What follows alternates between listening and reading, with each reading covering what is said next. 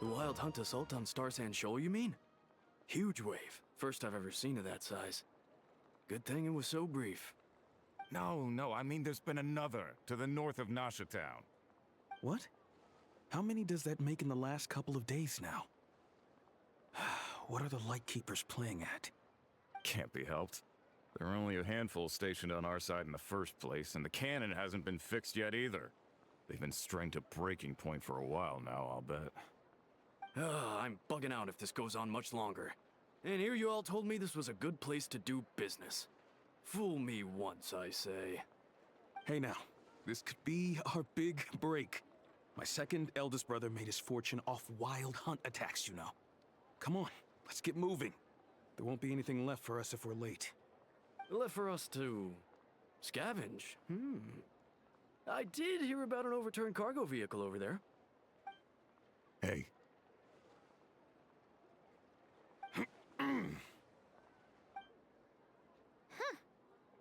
Should have told him that those are dangerous thoughts. Guess you're right. Even if we solve this wild hunt problem, they'd probably just jump headfirst into some new danger if they thought they could earn some quick mora.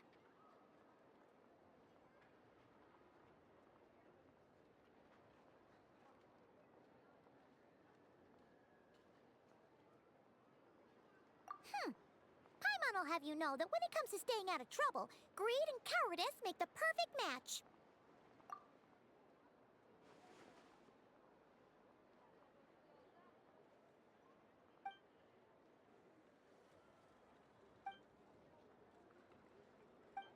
Hey look! I know an Inefa are here in Nasha Town! Oh, considering what those people said earlier, do you think they're here to fix that cannon up? Dying to know something, aren't you? You totally zoned out just now. Ha! Paimon can even guess what you want for dinner. She'll place the orders tonight, don't you worry. Anyway, let's just go, shall we?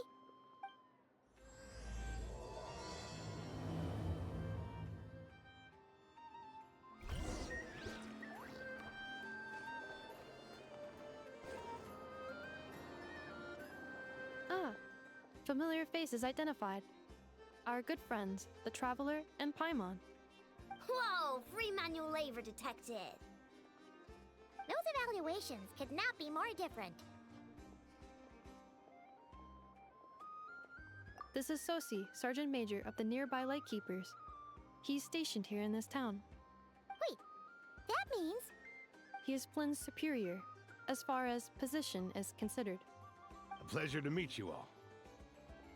This is the Traveler and Paimon, friends of ours. They're experienced adventurers who are new to Nodcry. Hi there! Indeed. The sooner we can get it firing again, the quicker we can ease our current predicament. 2 more wild hunt incursions have come sweeping in at different locations after the last one at Star Sand Shoal. Our manpower is already stretched as it is. This is more than we can handle. Hasn't Flint's gone back to your HQ to ask for reinforcements? When will they arrive? Huh. Has he now? Yeah. That's what he said he was gonna do anyway. He hasn't contacted me about that yet. As per standing orders, he should be leading a team to root out the wild hunt. But I haven't received any reports for a while now. Well, he does act outside the remit of his orders sometimes.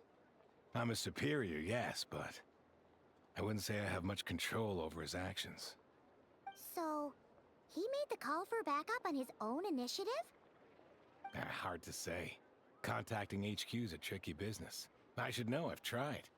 They either refuse my requests outright or end up dragging their feet.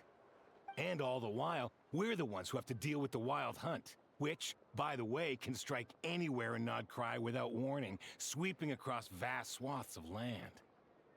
This has been a real test of our endurance, to say the least. We need to send our personnel where they're needed most. A single missive will not do much to change HQ's attitude, I fear. Flynn's understands this well enough, I'm sure. We usually sort our foes ahead. I finished the preliminary dispatch work already, but this cannon... Okay. Ugh. Hurry up, I know. Fix this, I know. You fix it if you're in such a hurry. That, or bring me some snacks. This is tiring work over here. Could you at least tell me how long we'll be delayed? We're way past our scheduled firing time. Well, that's your fault for firing too often recently. Machines get overworked too, you know. You could try thinking about their feelings for once, maybe. Sorry, what? A machine's feelings? In layman's terms, this refers to wear and tear. As such, a machine is more liable to fail the unhappier it becomes. The exact probability here would be... All right. I'm not good at this stuff, I know that. But let me stress that we Lightkeepers are the primary financial backer of this cannon. And our backing does cover the fees for subsequent repair and maintenance. And I'd say that was a good deal for you. You should thank the Krumkake craft shop. That means me, by the way, for making you such a huge and powerful weapon for such a measly price. Do you even know how much it would have cost you if you bought all the parts legit and fresh off the assembly line? Reminder, your future snack budget will have to be halved without the long-term commission payment, I know. Calculating a viable and cheaper option. Lavender melon candy. What? No! Absolutely not! Let me think, all right? It should take maybe 3 more hours? Wouldn't this place be crawling with more monsters than there are fungi and Sumeru by then? That might not be the concern you think it is. The monsters of the Wild Hunt are only active in the immediate vicinity of its attacks. They will not spread any further, on their own initiative at least. We Lightkeepers will also keep an eye on those areas, both to monitor the monsters and to prevent people from entering the cannon's blast radius. That said, I'm afraid I can't wait 3 hours before dispatching manpower to the locations that the cannon won't be firing on. And here's where my need for manual labor comes in. There are some checks I haven't finished yet, but with your help, I can get the repairs done sooner. Wait, but we don't know a thing about this stuff. How much help will we be? You'll be fine, trust me. Just take this. Oh, and this. Whoa! This book is so heavy. And what is this?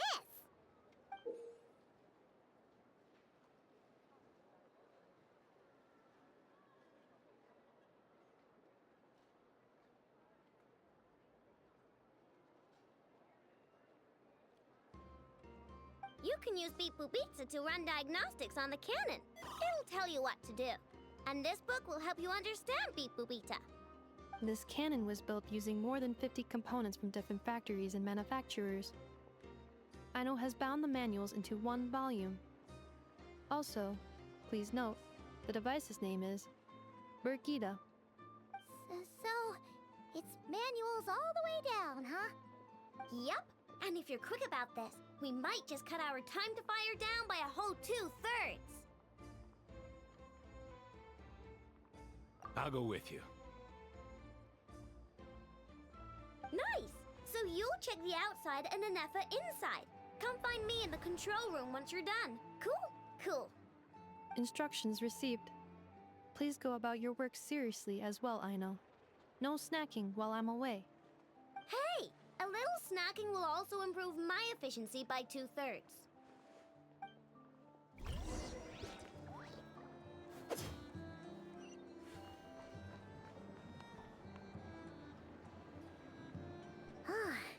Aino's explanations for things that don't interest her are a bit meh, aren't they? Or is that just how geniuses are? Isn't Beep Boopita just following us around? I've watched Anefa perform routine repairs before. It seems some sort of maintenance port must first be found, and then this small robot will automatically interface with it. Ah, so you're in the know. Nice. Oh, What does that port look like? Now, that I'm not so sure of.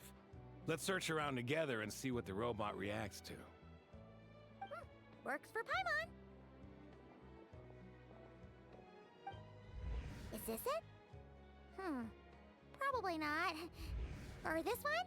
Oh, ew! Stinks of machine oil.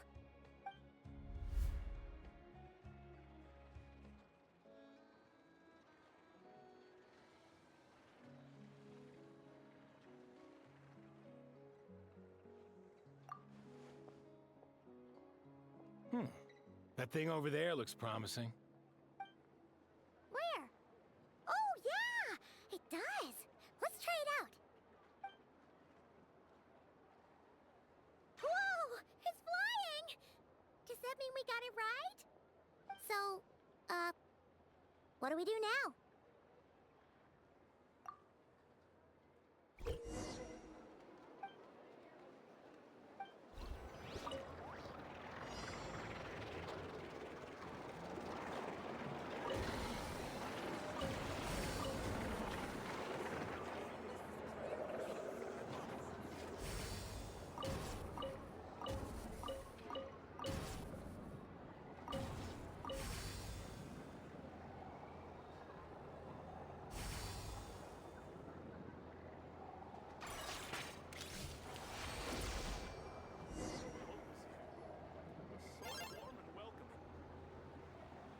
Wow, what do you know? I know was right.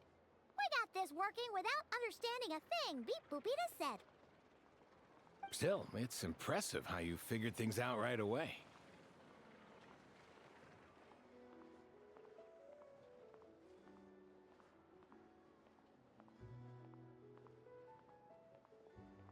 Paimon's up next, along with this stupidly heavy book. Ugh, let's see. Should be just like checking a dictionary, right? The matching result for this symbol is... check passed. All systems normal. Wait, is that it? Well, as they say, no news is good news. Yeah, guess you're right. Just feels like we did all this stuff for nothing, that's all. On to the next spot, then.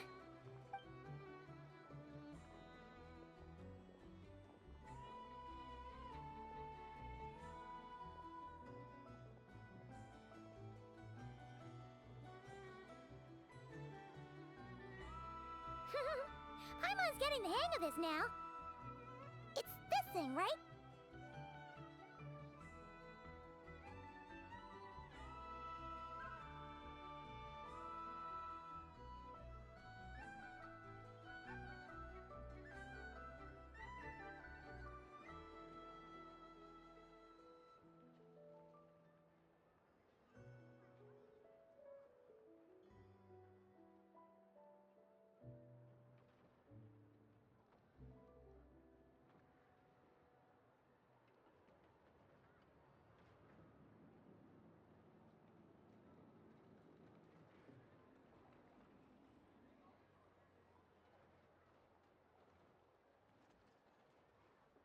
And this time...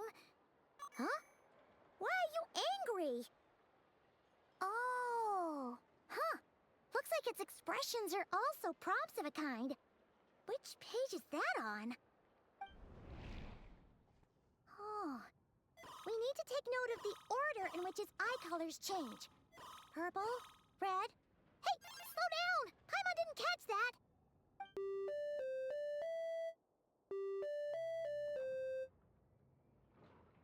What? So now we've got musical prompts too? Weren't you only supposed to be a beep-boop machine? All right, one final stop. This was quite a trip, huh? Agreed. I must say, you two have a talent for maintenance work. A bit shaky at points, but not bad for your first job. Good eye. Paimon's the real deal when she deals for real, you know. Really, I'd have liked to share the load, but you were really getting into it, and I didn't want to interrupt. Ugh, couldn't you have mentioned that earlier?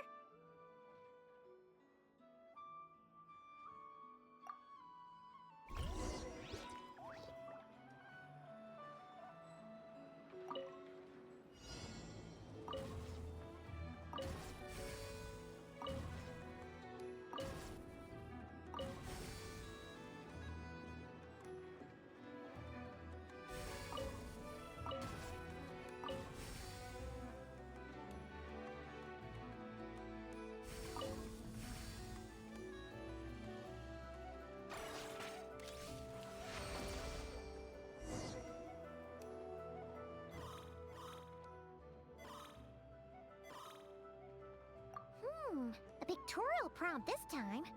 Don't worry, Paimon's just about gotten the hang of which prompts are listed where. We gotta take note of the flashing patterns. 1 yellow flash, nothing for 2 seconds, then 2 yellow flashes means the components here are overdue for regular maintenance. Maintenance is a high priority task. The device will be rendered inoperable until it is complete. Switch Beep Boopita to input mode to send out a signal to unlock components. The description of input mode isn't on this page. Ugh, more page flipping. Phew, that was a real struggle. Well, Paimon needs a break now. Yeah, good work indeed. But...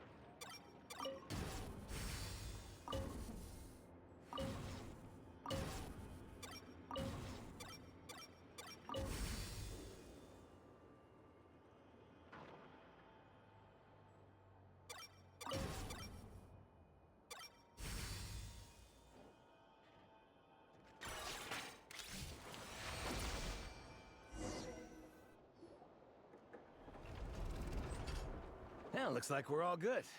We can remove this thing now. No clue, frankly. But whatever. I got a feeling we've all given up trying to figure this cannon out. I'll go get the replacement component. We should be done once we pop it in here. What do you think? Maintenance work's easier than running errands, wouldn't you say? That's for sure. We're counting on you, Sosie.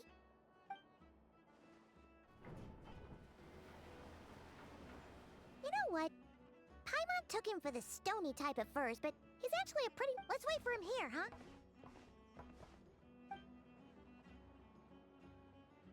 Are your tasks complete? Yep. Sosie's gone to get the replacement component. We'll be done here once we put it on. Allow me to check against the recorded data. Yes. This component is approaching its replacement deadline. The cannon will generate immense recoil when fired. If this is not controlled, the firing platform will become misaligned.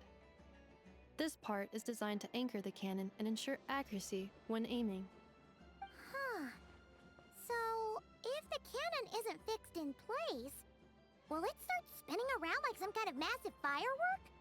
A novel analogy, but an apt one. The large-scale damage that might follow would be undesirable by anybody's standards. This component is currently easily damaged. The materials are not up to par, and there are still some design flaws. But Aino and I are working to improve it. Estimated waiting time remaining: 7 minutes. Would you like a crumb cake? Yeah! Dessert's just the best after a hard day's work. Certainly. It will be ready shortly. Observation. Freshly baked crumb cake results in the most efficient improvements upon human happiness indices. As such, I activated an internal heater before starting repairs. Thanks for the treat. Aino's lucky to have you.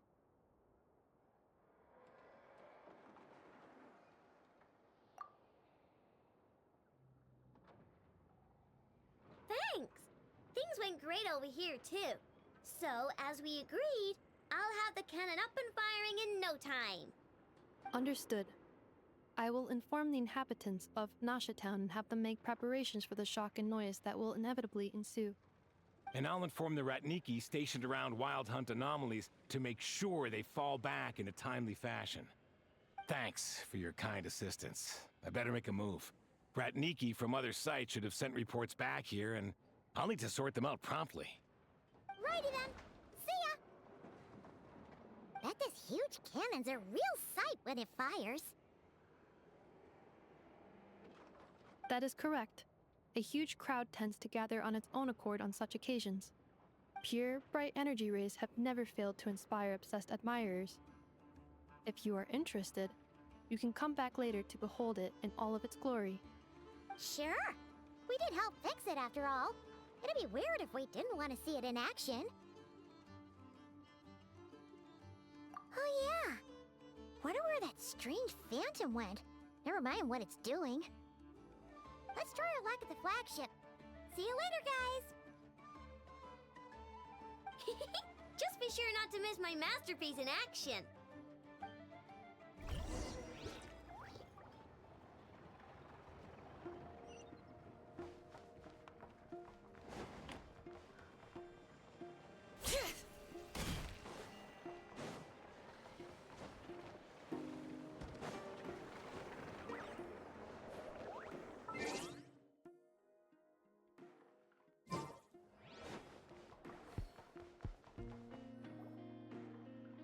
Is it just Paimon, or are there more people here now? Oh, just as well, since we're sniffing for intel and all.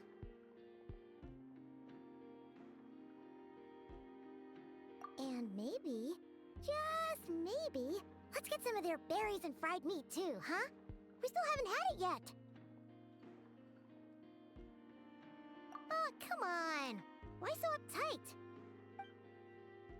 Excuse me, are you guests? No, we're not heading back to our room. Are we not allowed in here right now? That is correct.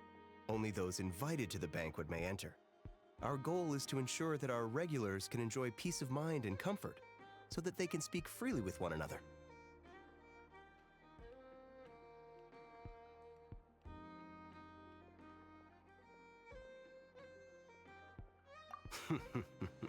Familiar with our ways already, I see. But here in Nodcry, channels hold equal value to Mora. I am but a lowly employee, so you'll have to forgive my inability to help in this matter. It's fine. Can't be easy being you. Looks like we'll have to switch channels then.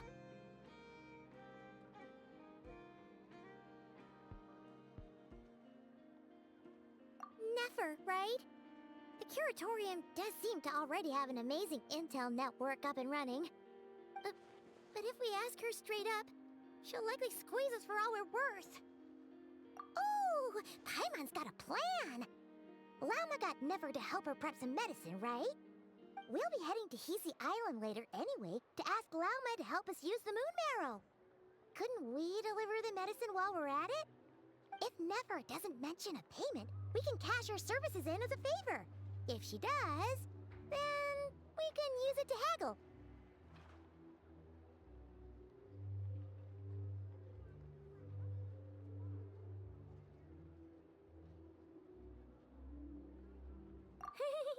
The thought of Mora made it worth the effort of thinking up. Come on, let's go!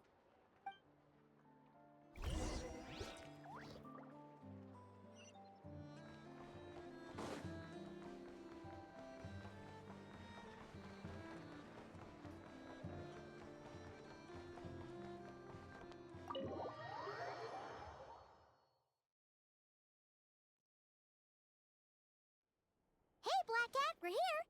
Oh, it's you this time. Hello, you two. What's up? Not much. Just here to say hi. Also, we'll be going to Hisi Island later, so we can deliver the medicine to Lauma for you if you need. How thoughtful of them. Bet they want something from me in return. Well, the faster the delivery, the better, naturally. And we're lacking free hands right now, so that would be a great help. Yehoda's gone to get the medicine, and she should be back any moment now. If you have nothing else to do, feel free to wait here. I'll have someone bring you some snacks. Don't mind if we do then. Thanks!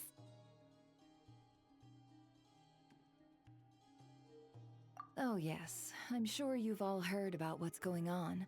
Nasha Town's in turmoil, and right now everyone wants intel. Whether it's to strike it rich, save their lives, or escape whatever predicament they've found themselves in. Ah, so you're busy making Mora. How nice. It's not all good news, I'm afraid. We're stretched so thin that our clients have taken to competing for our services via auction. The price for taking priority slots has all but skyrocketed. In other words, we've had to suspend free intel handouts for now. She cornered us right away. Did she guess what we really wanted from the start?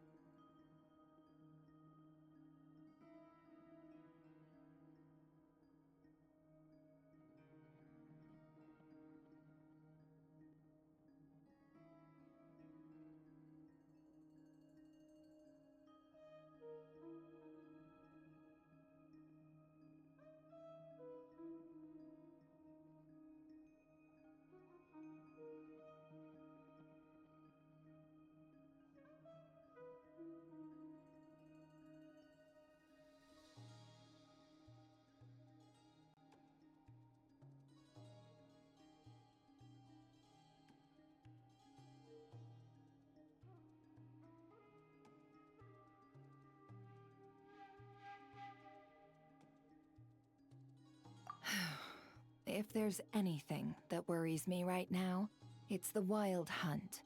It affects everything we do, yet the number of people who can ensure cargo safety in the face of such a threat is vanishingly small. Huh? That doesn't sound too hard. If you need something delivered, hit us up and consider it sent. Is that so? But... no. Is there now? You should have said so sooner. Far be it for me to extort you, of all people, for intel.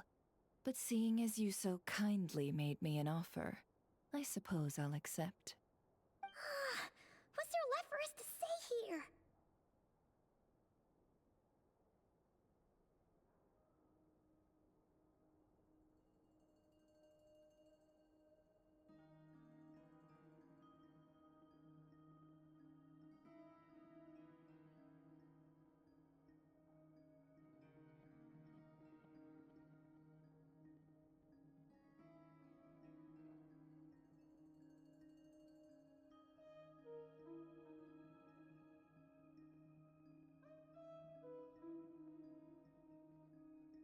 More like our common perspective. Most who live here only wish to defend their own interests. But we are different, are we not? We both seek to resolve the chaos that the Wild Hunt has caused. Huh. Or like make a profit off the Wild Hunt. Paimon doesn't believe a word she says. Dissatisfied, are we? The number of commissions over at the Adventurers Guild spikes during tumultuous times, too. Would you call taking those jobs for Mora a sin? Well, that's... We might squeeze some advantage out of chaos, but equally, chaos could uproot everything we've built at any time. Such is the threat of the Wild Hunt today. And what business would there be left should it end in some great slaughter, or put to flight many who call Nashatown their home? And as I understand, the two of you are here in Nodcry to follow a trail of clues yourselves, no? Well, yeah. In that case, we should keep Nodcry the paradise people say it is. At least, until our respective goals have been accomplished. You must understand, no force exists here that would inspire unconditional unity amongst all parties.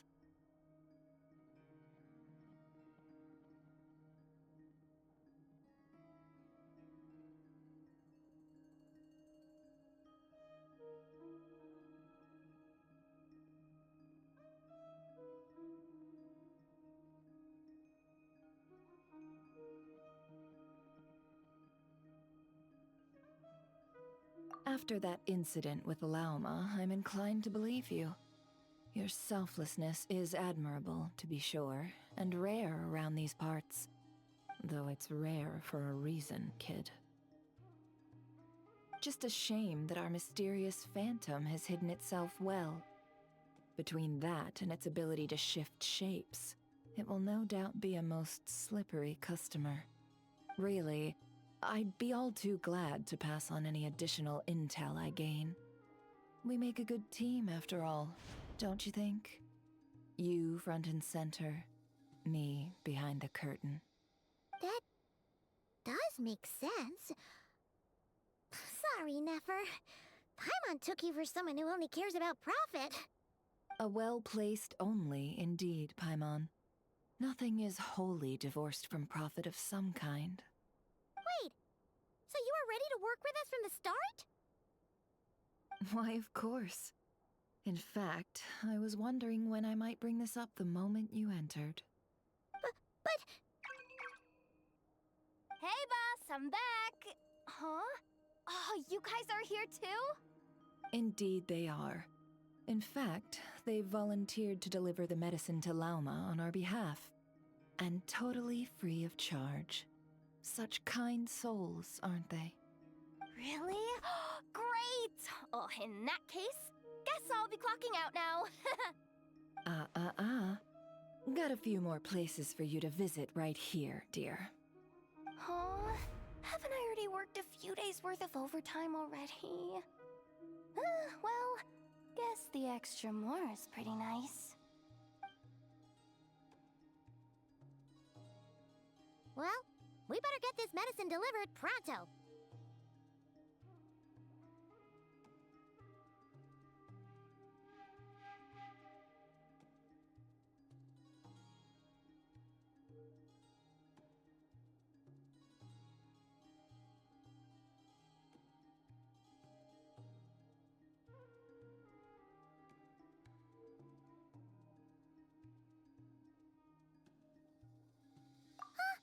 Surely not. The special medication from before wasn't salt, was it? Wait, that can't be. Let me see. This isn't right. How could it be salt? It was raining back there, so could it have happened while I was resting at the store?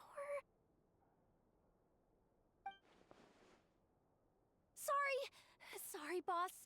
I'll get it back right now. Trust me, I'm super fast. Hey! Slow down, you might get hurt! Well then, any plans? If not, what say we go into town and ask around about the Wild Hunt? Oh, we were thinking of doing that, but we didn't get much out of it. The townspeople are a bit wary of us, and we can't get into the flagship right now. Ah, yes, the banquet is on today. Perfect timing. That's where we'll go. Huh? Can you get us an invitation? Oh, come now. What are we, sticklers for the rules?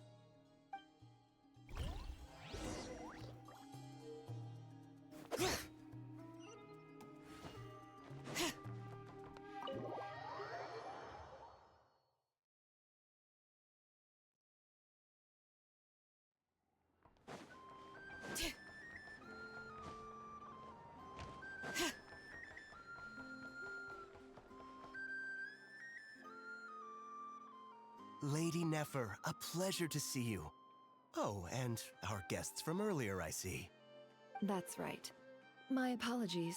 Consider it my fault for not having explained the banquet's rules to them beforehand. Oh no, it was no trouble at all. Please, do come in. Yeah, sure, thanks. Not even an invitation check? Oh, Paimon didn't realize Nefer was such a big shot. Yes, channels really do take you places.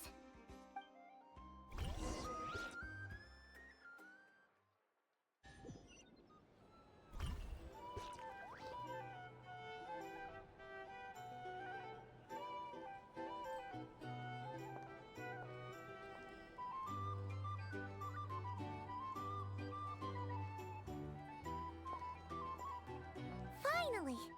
Now, what do we...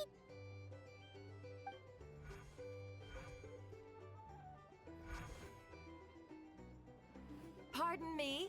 I'm sure we're all having a good time, but I would like you all to meet a mysterious guest I invited for just this occasion. I give you tonight's special guest, a renowned mixologist from Mondstadt. Are you serious?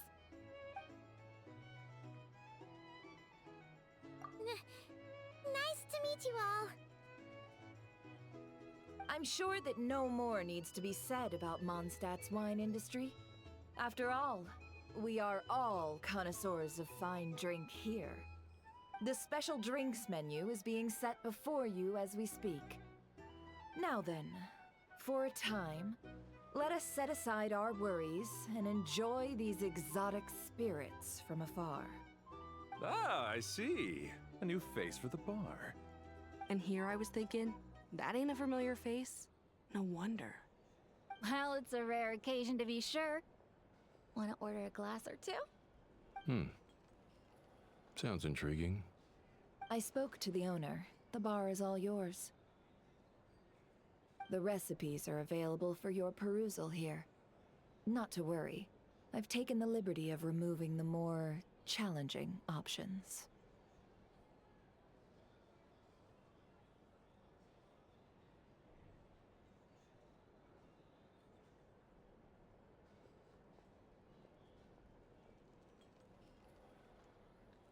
How'd you set this all up so quickly? Well, as long as you know what both sides need, negotiations are essentially just a process of confirming the deal. No one would turn a beneficial offer down now, would they? The flagship already had plans to invite a professional mixologist from Mondstadt anyway. So consider this a trial run, with the list of drinks brought out in advance. Demyon will assist you. Serving guests with drinks will be the perfect opportunity for you. Of course, every guest will have their quirks, so you'll have to be careful not to arouse their suspicions. Got it. We'll give it a try. In the meantime, I'll go mingle with some of the guests who pique my interest. There'll be a little event during the banquet's second half, by the way. See you then.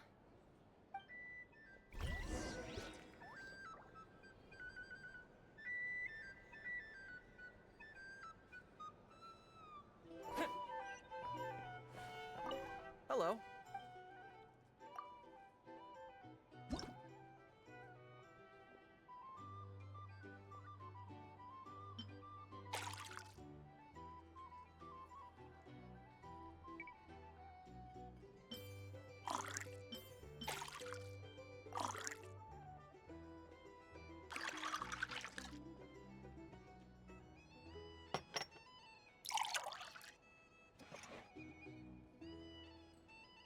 Good work. Now then, get the...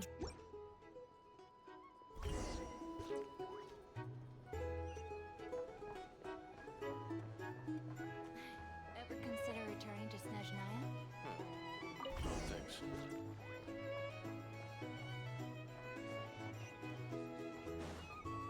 Tell you what, I envy people like you. I'm like a man in a leaking boat, soon to be food for the fish. I wouldn't have come to this dump if there were any better place to be. Come now. Surely it isn't that bad. We've still got the Lightkeepers. You trust them? I wouldn't. Wouldn't trust anyone, really. We're stuck with a wild hunt here. The Snezhnayans can't be bothered, the Lightkeepers can't spare the people, and everyone else, they're a mess. I'd sooner put an ounce of faith into that cannon. Forget it. Let's just drink. Let's see if this new mixologist is worth the billing.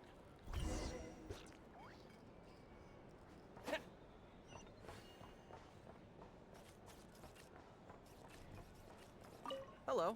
How may I sit?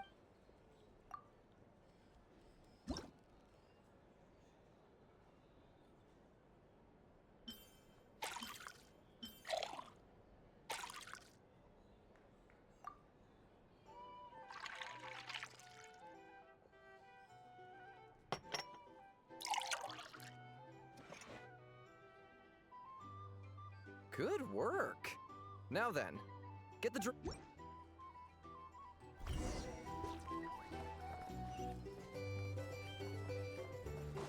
the Nayans will stand idly by if this wild hunt problem gets any worse. Just leave it over there. Bet you some people are just waiting for this place to fall further into chaos. Here's the thing. Plan for that You then. Can't live life without a little spice. But what I can say is that the situation in Town will get out of hand if that cannon isn't fired soon. That gun's a symbol. The most solid proof that ordinary folks like us can stand up against the wild hunt. Wait. What are you angling for exactly?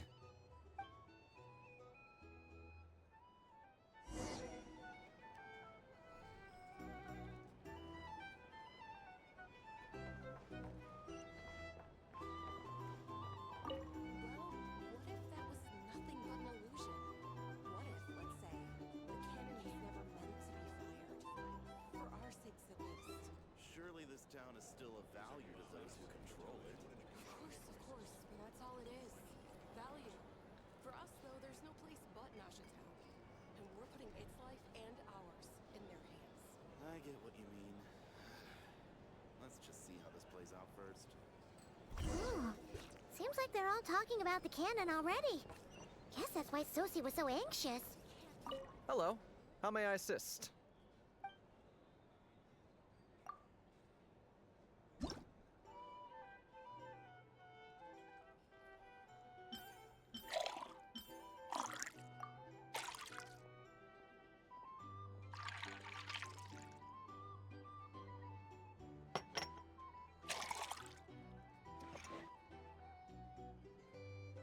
Good work.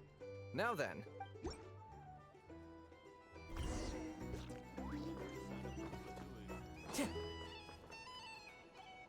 Oh, so this order was yours, huh? Indeed. So, any notable news? Ah, you two must be Nefer's friends. A pleasure to meet you. If you've got a moment, let's have a drink. On my tab, of course. Paimon doesn't recall there being any other orders right now. Sure then, we can take a break. Then come, sit. Dimyon, 2 wildberry trails if you would. Without alcohol, much obliged.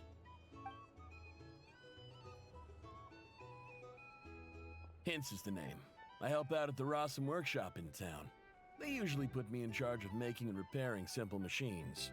Paimon's name is Paimon. Pleased to meet ya.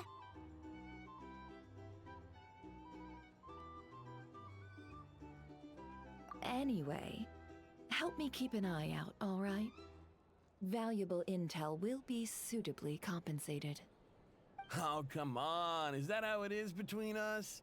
I mean, I wouldn't even have this job if it hadn't been for your help back then. So, you've known each other a long time? That's right. I came to Nodcry with nothing at all.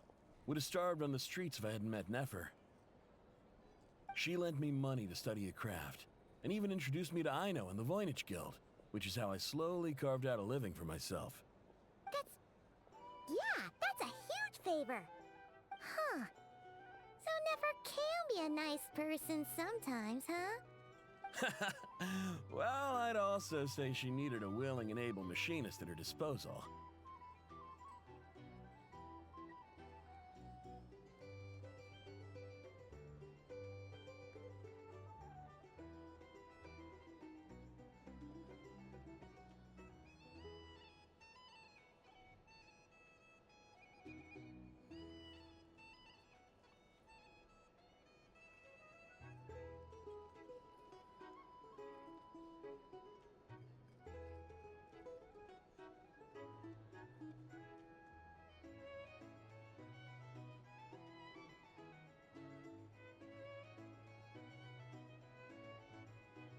Come now. Aino's talents are better spent on issues bigger than basic machine repair and component manufacture. I did think myself a dab hand at such work at first, but compared to her, I might as well be a trainee who couldn't weld a wire to save his life. Got the scoldings to show for it, too. It took me a long while, but I finally got to the point where I could make my own machines, and even maintain some of Aino's relatively complex ones, like Kuvaki detectors or mechanical arms. He's the one responsible for maintaining Yehoda's robotic arm. Oh, speaking of that, didn't Sosi have a mechanical arm too? That's right, one of Aino's masterful designs. I could never design one of those in my life, but if you gave me its blueprint, I could hammer one out. Nowadays, I've got regular customers, which makes for a decent keep. Even got a kid, if you can believe it. I wouldn't have, had you told me my future when I first arrived here. On the flip side, being a family man means I can't just flee this place whenever I feel like it, so I'm afraid I'm counting on you to help solve this wild hunt crisis. All the more reason to be proactive and do your part. Wringing our hands in despair does us no good in times of crisis. Oh, wait. Just another question that's been bothering me. Have you heard anything about people seeing illusions within Wild Hunt anomalies? People they know, perhaps? I have heard of humanoid shapes being sighted, but familiar faces? No. Most would think they'd lost their wits from fright if they started hallucinating. After all, no ordinary person could survive an assault from those monsters. Does this have anything to do with our current wild hunt crisis? Perhaps. Perhaps not. All right, I get it. I'll keep my ear to the ground for you, and naturally, my lips will stay tightly sealed. Then we'll take our leave. Enjoy your drinks. He's a social man. You can often find him here chatting with friends, and he's had contact with all manner of clients. Since he's never heard of the Wild Hunt exhibiting the power to imitate familiar faces, might it be safe to assume that our Phantom wants to keep that a secret? Huh. That does sound worth noting. How about we go talk to a few more people? A good idea. And one our upcoming activity will facilitate. Let me show you how it's done. Come, back to the bar.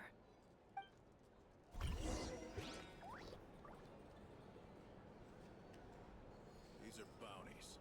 If you want to negotiate prices, find a flea market.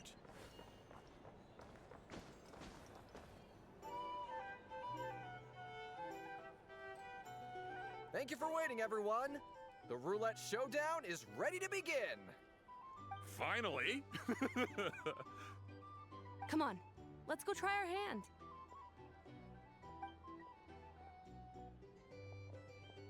Joining us, new guy? We'll pass. No, you won't. The one who'll be mixing the roulette special has to take part. Those are the rules. But...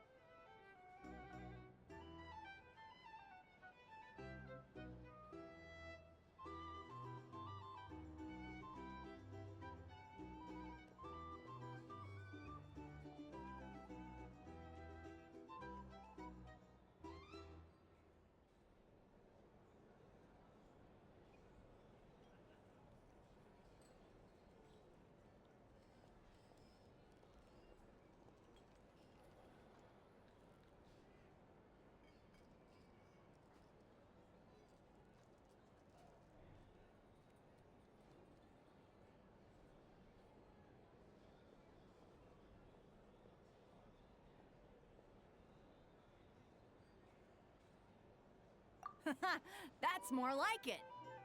Since we have a new friend with us today, let me go over the rules in brief. The wheel before you is divided into an inner and outer circle. Participants must take turns to spin the pointer of the inner circle. Whatever beverage it stops at, our lucky contestant will drink. The drinks are divided into juice, tea, and alcohol, with that last further divided into 3 levels by intensity. Spin your way to a non-alcoholic beverage, and you'll score no points. Otherwise, you get 1 to 3 based on alcohol content.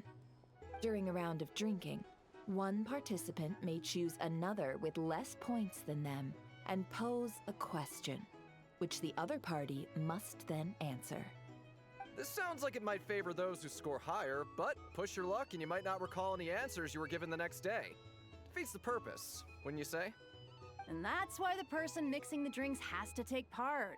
You know, just in case they decide to pour heavy, then sit back and watch the show. Not that our newcomer looks like the drinking type. Either way, looks like we're in for a show.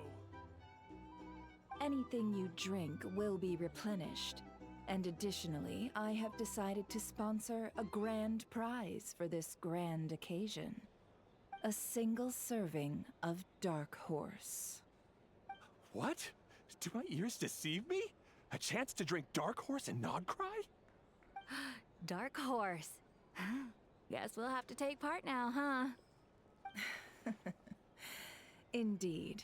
The Dark Horse could be yours to enjoy, so long as your luck holds. And so long as you can remember its taste the day after. And if our lucky winner can drain the whole serving in one go, they will gain the right to ask everyone a question, regardless of their score. High risk, high reward. That's gotta be some strong alcohol. Now, if there are no other questions, let us begin. Allow me to get the ball rolling. Intensity 3. Looks like I'll have to put my back into it today.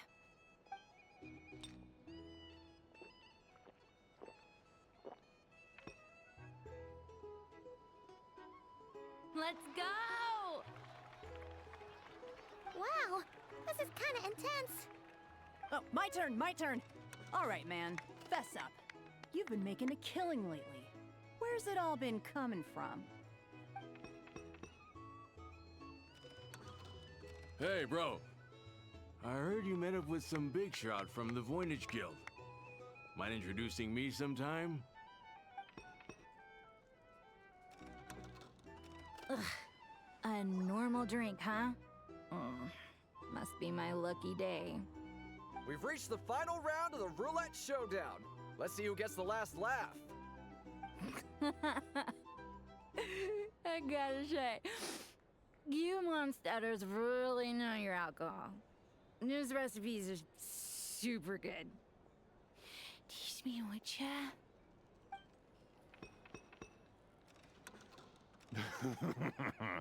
I was wanting to ask about your wife.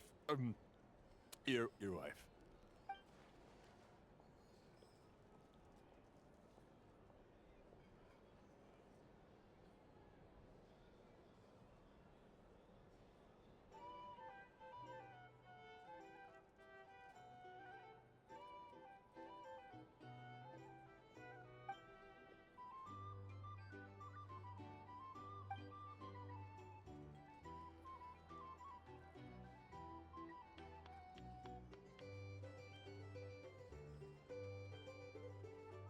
You're up.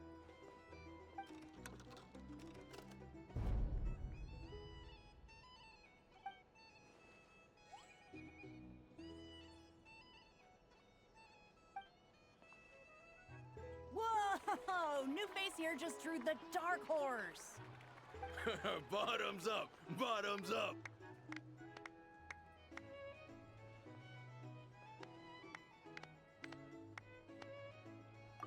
Hey, will you be alright? You wanna just give this one to Paimon?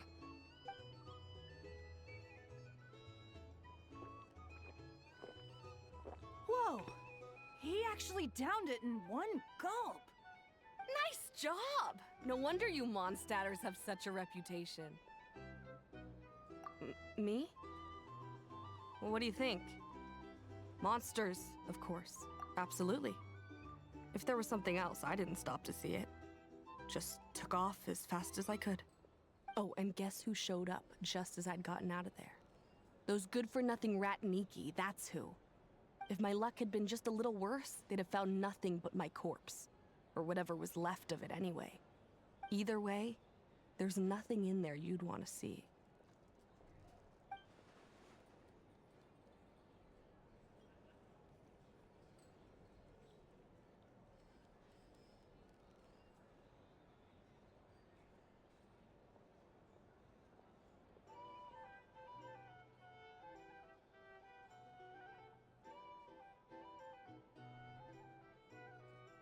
I see some downcast faces. Why, have we all hit our limit? Ha! Says who? I'm still raring to go. Because you didn't drink that much. In that case, let me raise another glass. To a blast of a showdown and a wonderful evening.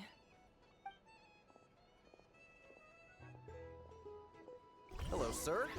Lady Nefer has ordered a fresh round of drinks. Could you deliver it to her?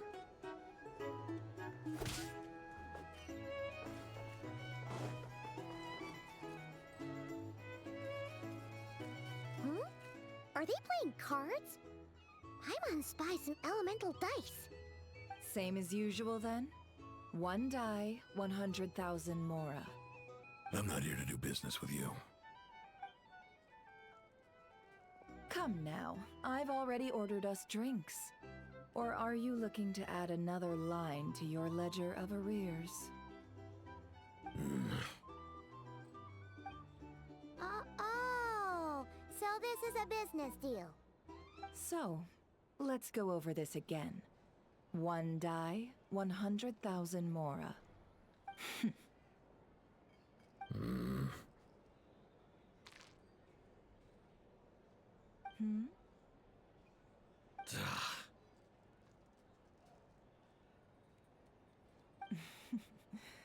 Then we have a deal. Come, you two. Take a seat as well. What are we even doing here? I can give you 3 things. The features of the Wild Hunt, the exact locations where it has appeared, and the intel we've received from the Lightkeepers. The Wild Hunt is in fact a phenomenon linked to abyssal power. Fog and monsters follow in its wake, posing a lethal danger to ordinary people. On the flip side, these monsters cannot leave the fog, so the disaster cannot spread quickly. We already know all that. Fair enough. Then I won't beat around the bush. Here's a map of current Wild Hunt anomalies that I snagged from the Lightkeepers, including the locations they'll soon be bombarding.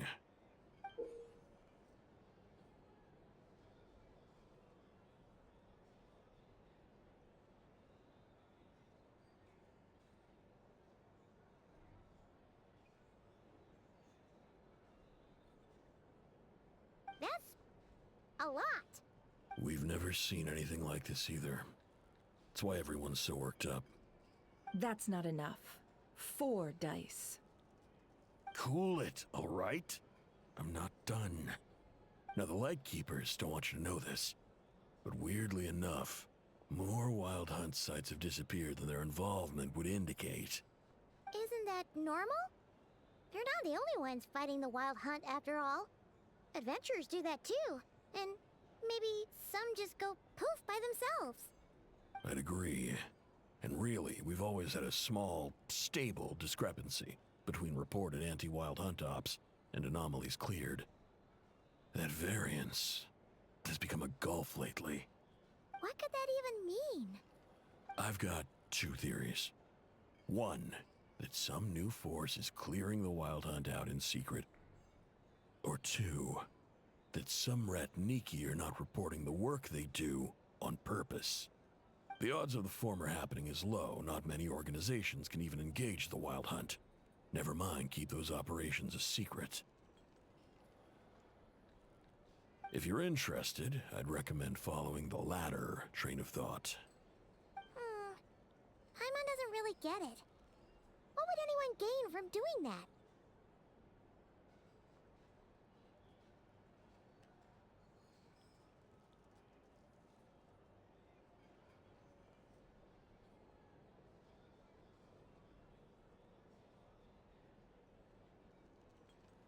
Now that's what I call interesting intel. No wonder you've been doing well for yourself lately.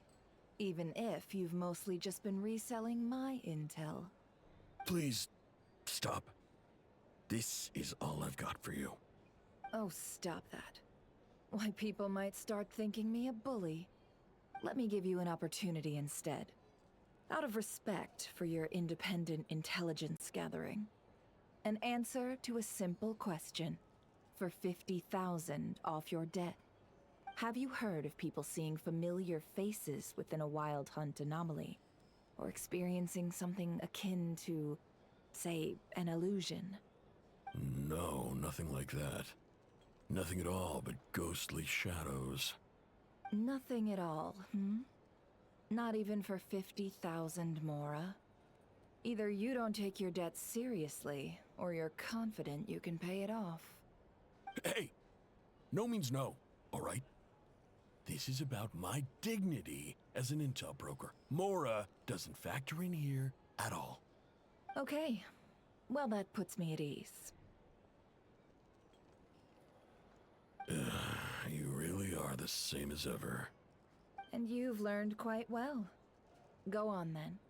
I'll swing by again. Sometime soon, perhaps. Ugh. So, you're his creditor? Indeed I am. He's resold my intel quite a few times now, pocketing the difference afterwards.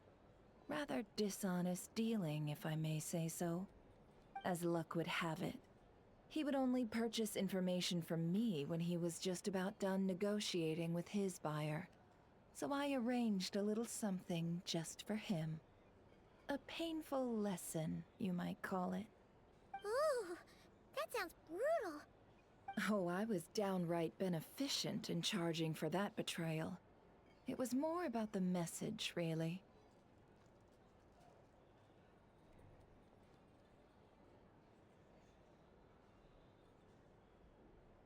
In any case, I believe that's all we'll get here. Let's go through what we've learned outside. If you're here to sign up with the Fatui, make sure your paperwork is all in order. These are bounties. If you want to get...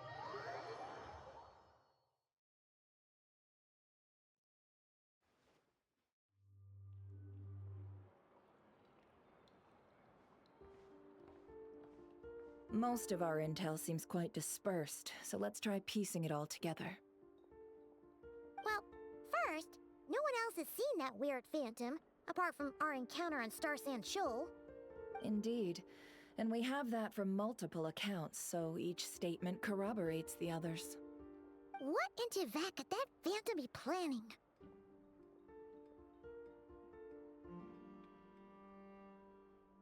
Agreed. Instances of the wild hunt afflicting Nodcry in general have increased in frequency, but the phenomenon itself hasn't changed much. What you encountered must have been something special, with our mastermind concealing themselves within, in order to target the Moon Marrow. In which case, two questions arise. Who is this mastermind, and why would they want the Moon Marrow?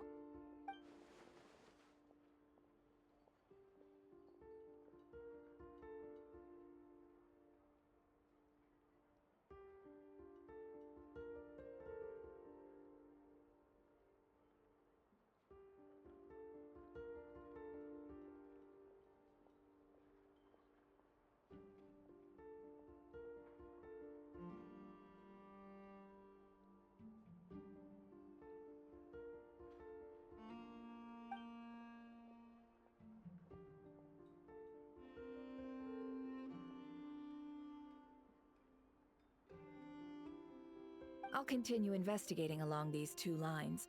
We can reconvene again if any progress is made. I'm back!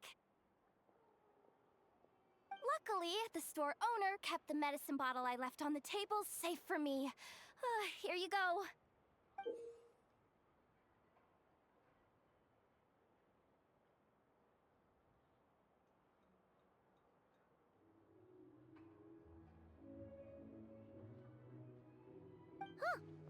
a bunch, Yehoda.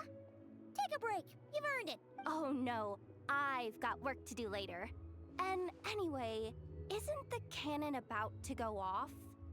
I was watching it the whole way back, praying it wouldn't fire. Not until I got back, you know? Again, lucky me. Huh. So you're interested in that big gun? Of course. I mean, just think about it.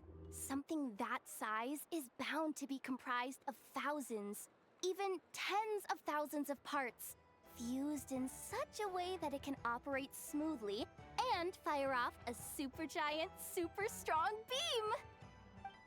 Isn't that just so cool?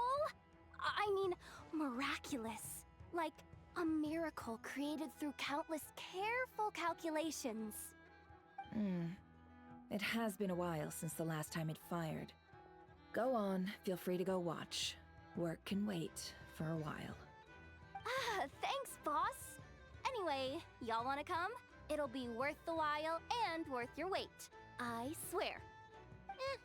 Might as well. Fruits of our labor and everything, you know?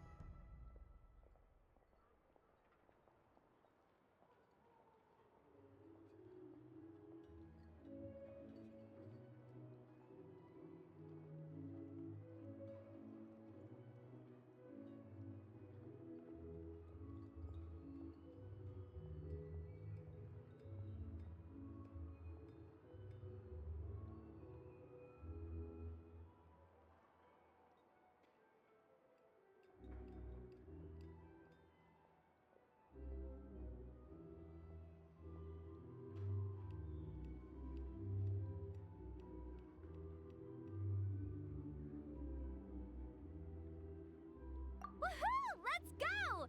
Kaboom!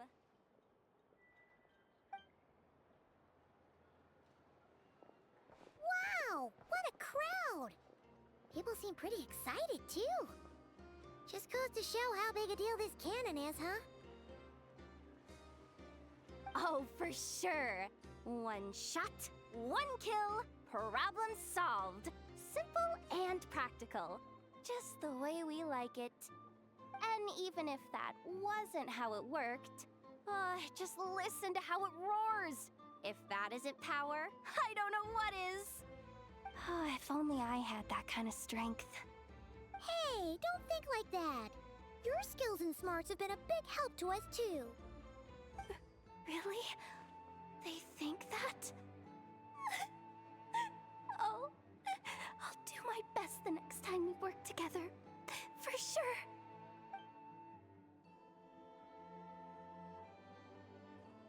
Hey, look! It's starting!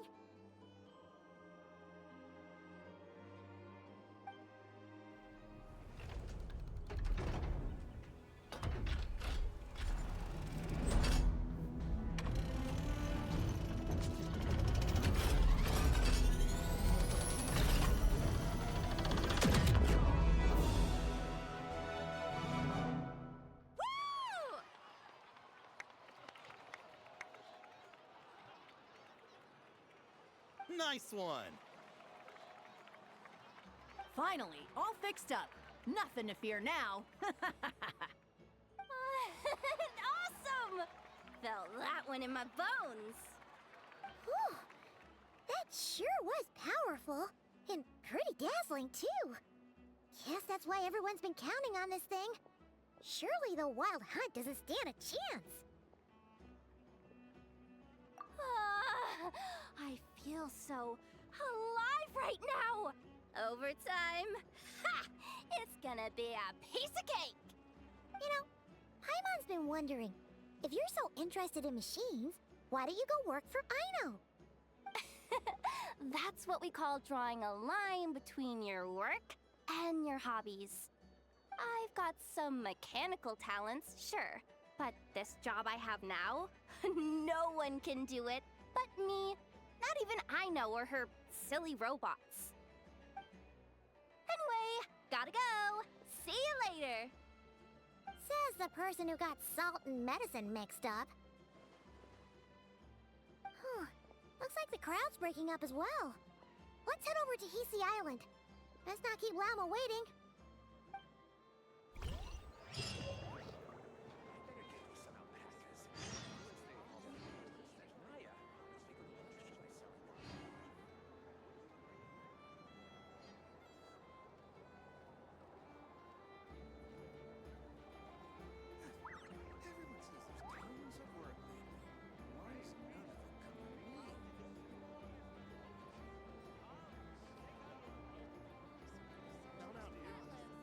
Wherever in this world I roam, I carry memories of my home. This blade. It is the last link I have to the land of my birth.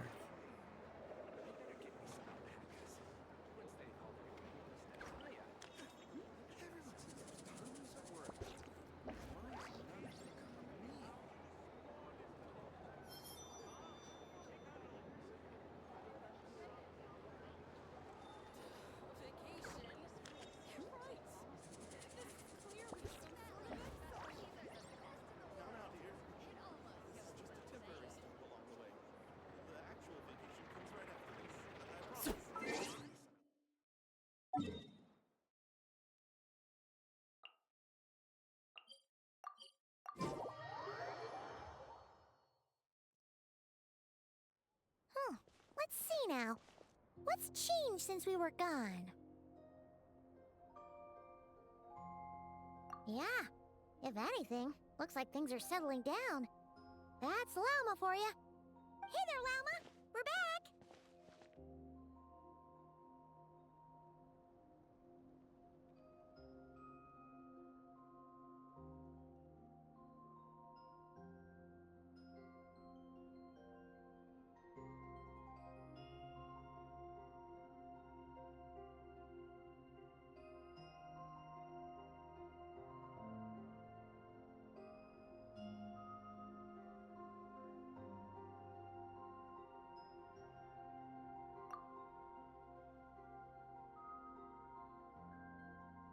The cleanup work has been much more complicated than I expected.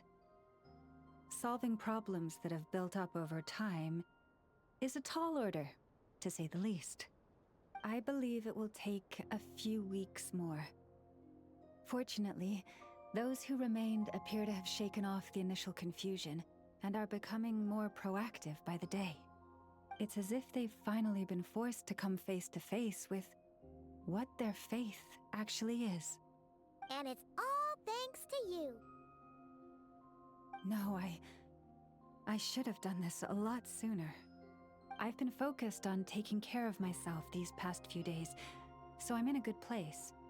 And since you're looking after the Moon Marrow for us, I should be able to help you investigate the truth of the past.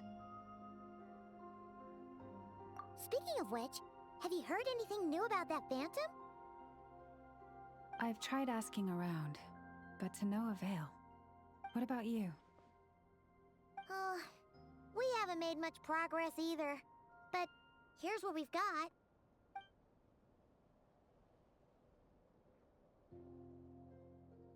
I think I've got the gist of it. Sounds like you've got your work cut out for you too. Don't forget to take good care of yourselves. In any case, please, Come this way.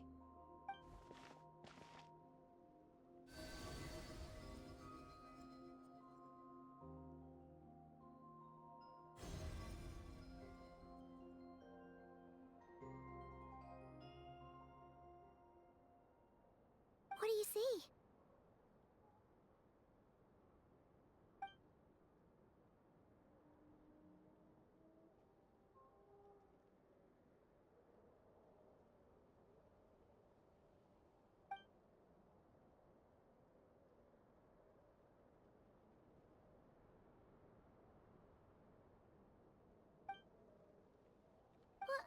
Is it over already?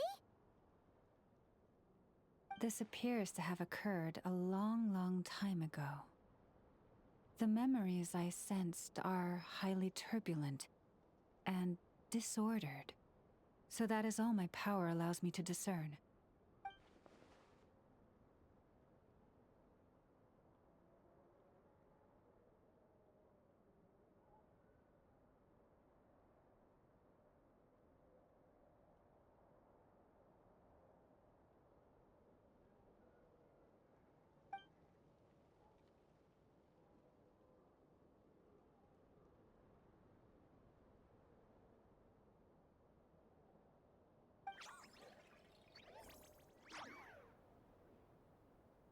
Huh?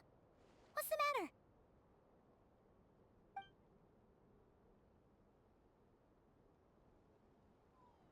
The flowers changed color.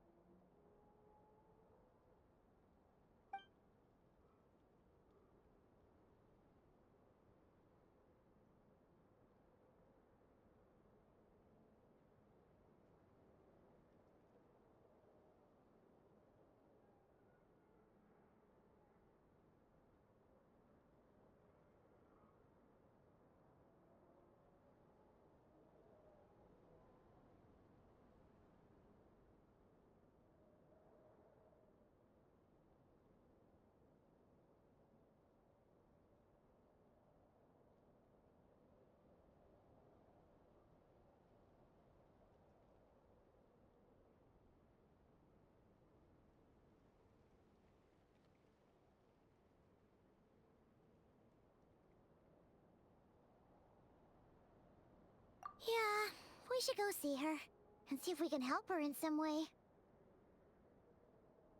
I'll leave that in your hands then. Oh wait, here you go. This is the medicine you asked the Curatorium of Secrets to help prepare earlier. Ah, thanks for coming all this way with it. You've been a huge help. Also, if I may, I have a feeling that Kuthar might be able to help you get a more detailed glimpse at the memories about your spaceship. Oh, that's true. She's the Kutara after all. But we best check if she's doing okay first. See you later then.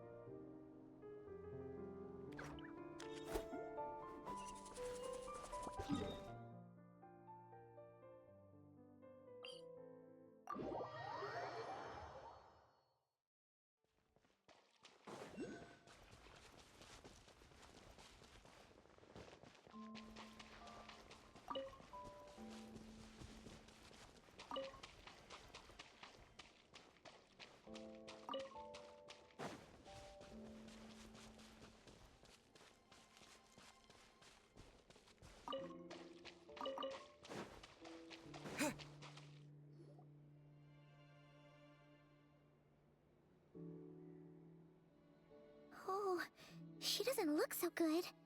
Sorry for disturbing you, but are you okay?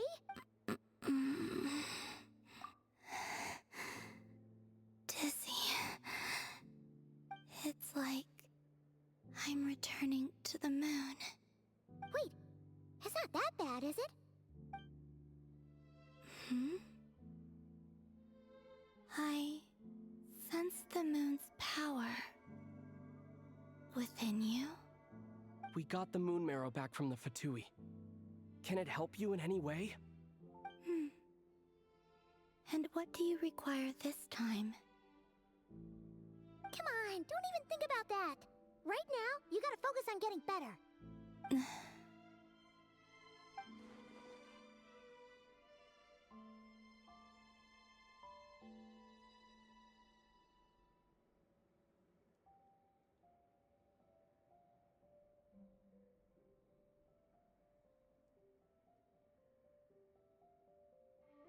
I might need your assistance in the future.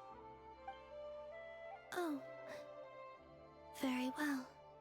Give me your hand.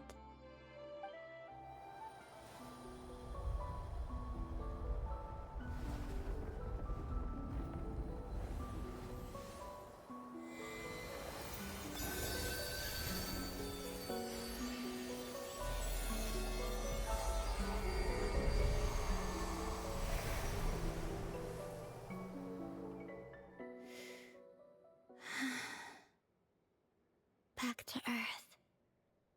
My thanks. Your feet never left the ground. But anyway, feeling any better?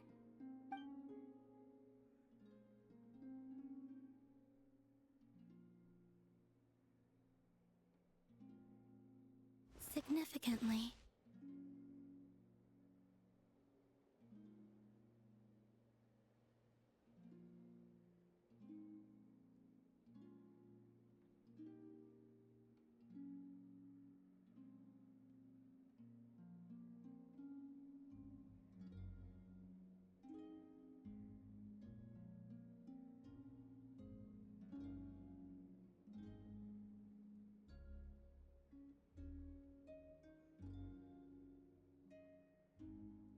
The moon within your body, it is as silent as a reflection in the water. Fascinating. I merely drew forth a ray of its light from the water. Enough to keep me tethered to the ground for now. I think I sense some other changes as well. That is the moon goddess's favor. All things I come into contact with will bear this mark. It is harmless and will fade over time. Speaking of which, do you want to be the Moon Marrow's custodian now that you've got your power back? It's supposed to be something that belongs to a god in any case, right? It is the remains of Arya, goddess of the eternal moon. So it does have to do with... Wait, what? Did you not know this already? Llama just said it was different from the other fragments, and that she could sense divine power within it. And she is correct. When I drew that ray of moonlight from the marrow, I also drew some memories from within. That is how I know that it belongs to the goddess of the eternal moon. But Llama also saw the past by using the moon marrow. Why didn't she see that?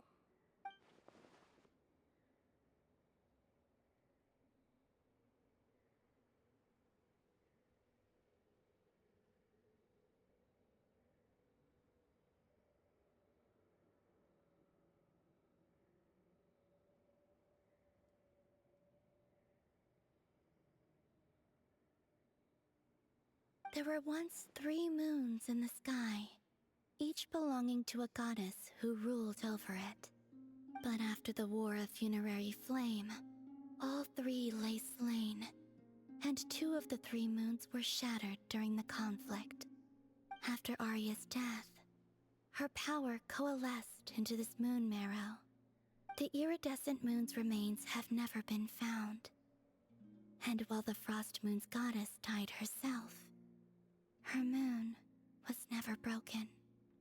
As the prophecy stated, this moon would birth a new deity sooner or later. The entity the Frost Moon Scions call the Kutar. I can sense that my power belongs to the Frost Moon, but it lies beyond the false sky, too distant from me. Forget controlling it.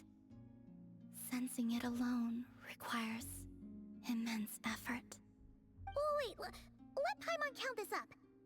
we have the Eternal Moon's Marrow with us. No one can find the iridescent moons. Does that mean you have the Frost Moon's Marrow inside you then? No. It can only form after the moon goddess is dead. Consider it a form of energy core. You may as well ask if there are rocks on the moon. Oh, so you're saying that you represent the Frost Moon's power, right? Yes. Now, a god with a gnosis is named an Archon. Since you bear the moon marrow, does that make you a moon goddess?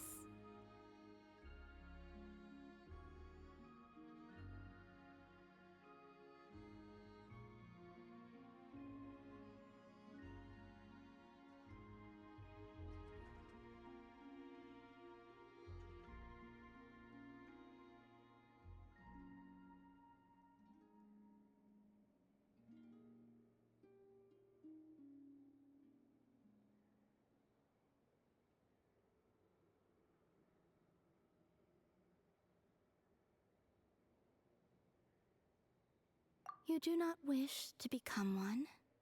That's not really the problem here. Also, why are you so eager to pass that title on to someone else? Anyway, never mind this becoming a moon goddess stuff for now.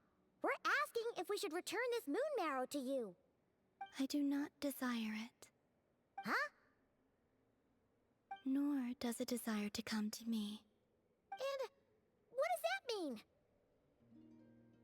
When I came into contact with its power, I sensed a kind of rejection. I can only guess that this is because I, too, am a moon goddess. Two moons will not rise at the same time, let alone consume one another. Guess it's stuck with me for now, then. You sure that's gonna be okay? Glauma did say that you've hidden its power well, but the damselette sensed it just fine. And it's the wild hunt we're dealing with here, not some run-of-the-mill enemy. If it detects the marrow... The wild hunt? You speak of that phenomenon as if you were describing a person. Well, it sure looks like there's a person behind it all. Someone with a super clear goal, too. They've been after the moon marrow non-stop. That seems to ring a bell. Huh? Does it really? My colleagues used to mention someone, back when I was still with the Fatui. He hailed from Conria, gaining abyssal power during the Cataclysm, and he had a consuming fixation on the moons. Conria? Well, we don't know if the phantom we saw has anything to do with that, but the details kinda match. What was his name? I only know what others called him. The Rehir of Solnari. Huh. There was that title too, yes. Wait a second. Dane mentioned him, didn't he? Does that mean that our enemy is Rerir, one of the five? If that was the case, surely he'd be stronger than this, though. I have heard that he disappeared not long after the Cataclysm. But when I asked my colleagues where he went, they replied, "Do you really not know?" Why would they say that? The tale of his final fate has it that he fell into the moon's reflection, from which there can be no return. Wait, hold up, pause. There's just too much information.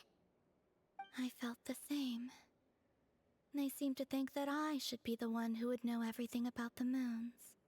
But as I said, my prologue lies beyond the false skies. I do not even remember my name. Oh.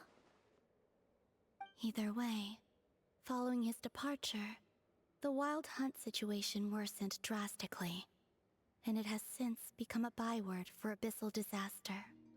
The present phenomenon may have inherited the same title, but it far surpasses its past incarnation in both scale and lethality.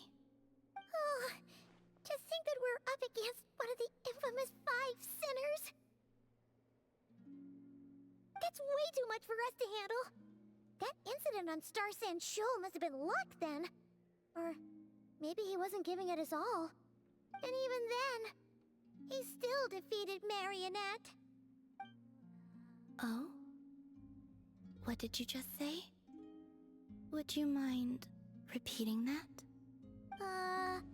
That's your ex-colleague? So, we were on Star Sand Shoal together, and she was beaten by the Wild Hunt, too. Did you just laugh? No. She totally did. Are you two on bad terms or something? No. I simply imagined the put-out expression she must have worn in that moment, and found it interesting. She seemed quite shaken. Oh, she'll adjust soon enough. She's very good at that. Okay, anyway, we've gotten off topic. Now that we know how dangerous the guy targeting the Moon Marrow is, you sure you want to carry it around with you, Traveler? If Fatui intelligence is to be believed, Rerir would prevail even if all of Nod Cry were to stand against him. Perhaps something restricts him, if only for the moment.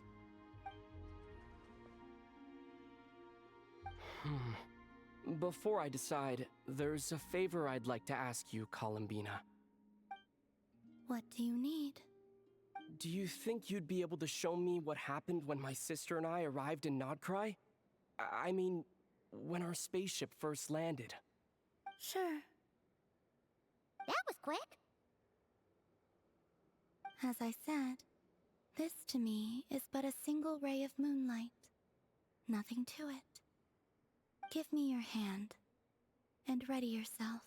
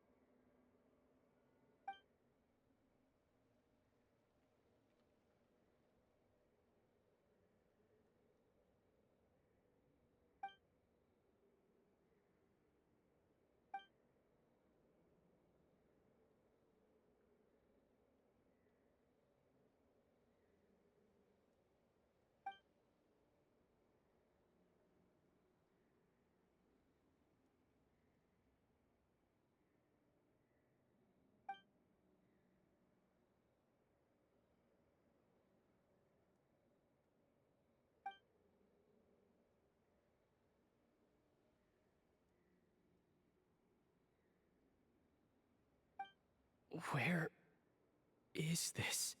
Aether, come on, we have to leave this place. What?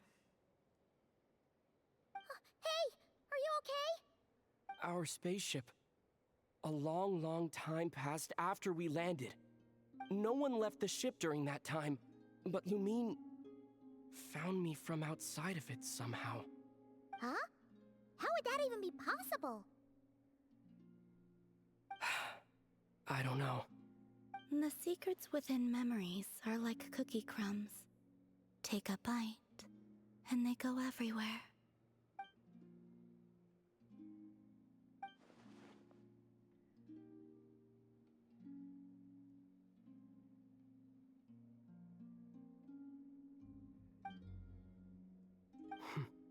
All right. I'll keep the moon marrow with me. Well, if you say so. Paimon can't stop you, but still. Ooh.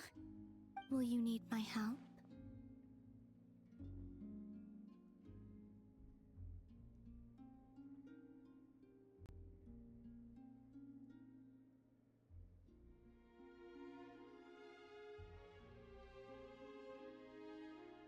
I could help you conceal the marrow. You could? Oh, that'd be great. Detecting it within you is already no easy task, but I can teach you to further conceal its presence using Kuvaki. Like this.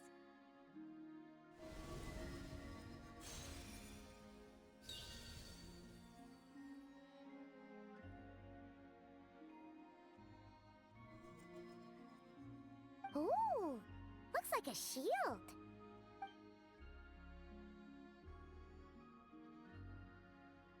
Can you sense it? Now, try to maintain it. You learn quickly. Huh.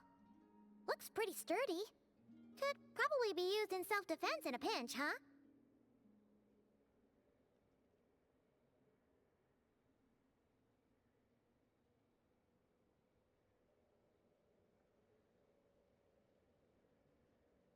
Are you always here? I dislike strangers. Slightly better.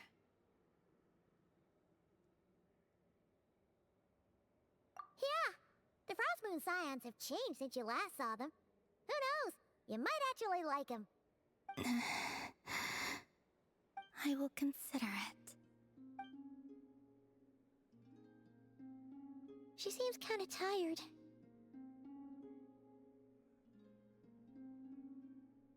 Either way, thanks for agreeing to help us. It wasn't much. The flowers here. They like guests like you.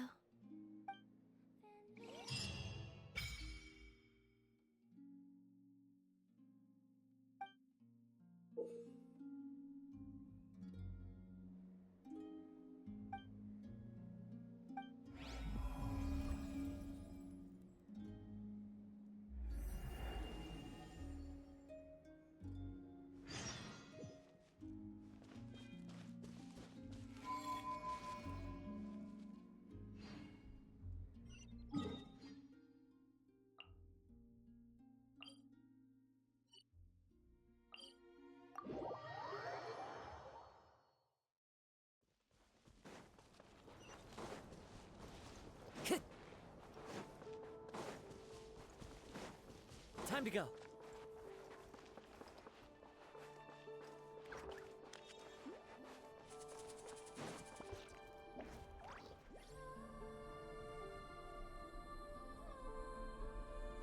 The Raker of Solnari.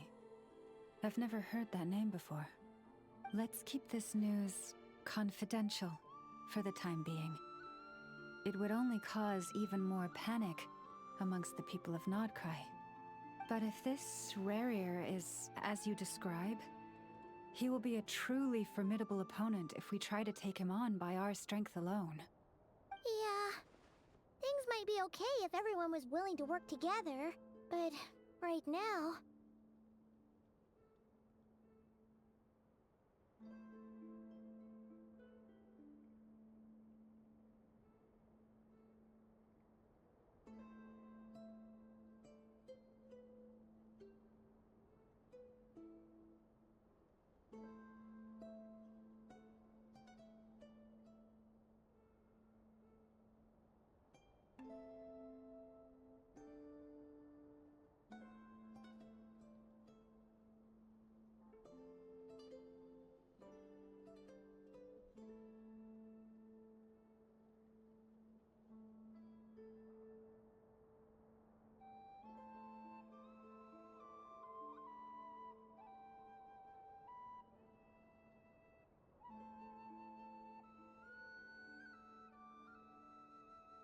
Exactly.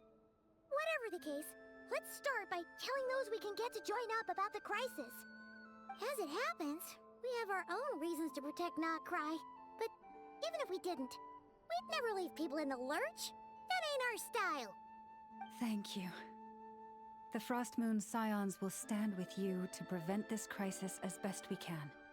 In addition, I believe that the relationships between the various factions in this land are not cast in stone. The winds of change are blowing, and we Scions have nowhere to run. Our faith, our sect, all of it is here. Whether our foe is the Fatui or this Raker, we must stand our ground and remain true to ourselves, even to the last.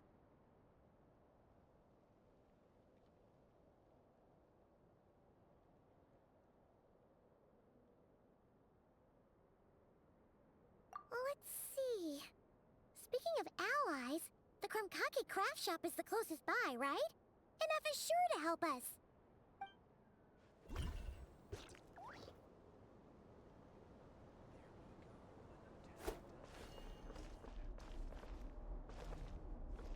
Come, children. It's just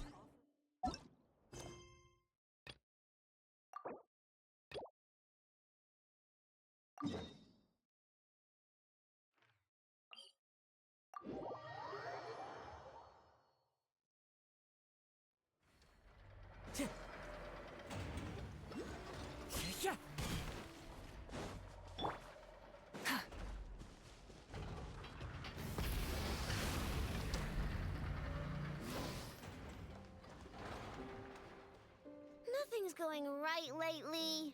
Is a good night's sleep too much to ask for? There, I know. If nothing is going right, then nothing is the problem. And if nothing is the problem, everything is going to be alright. You really think so? You know, Inafa, you've gotten a lot better at comforting people since you went away.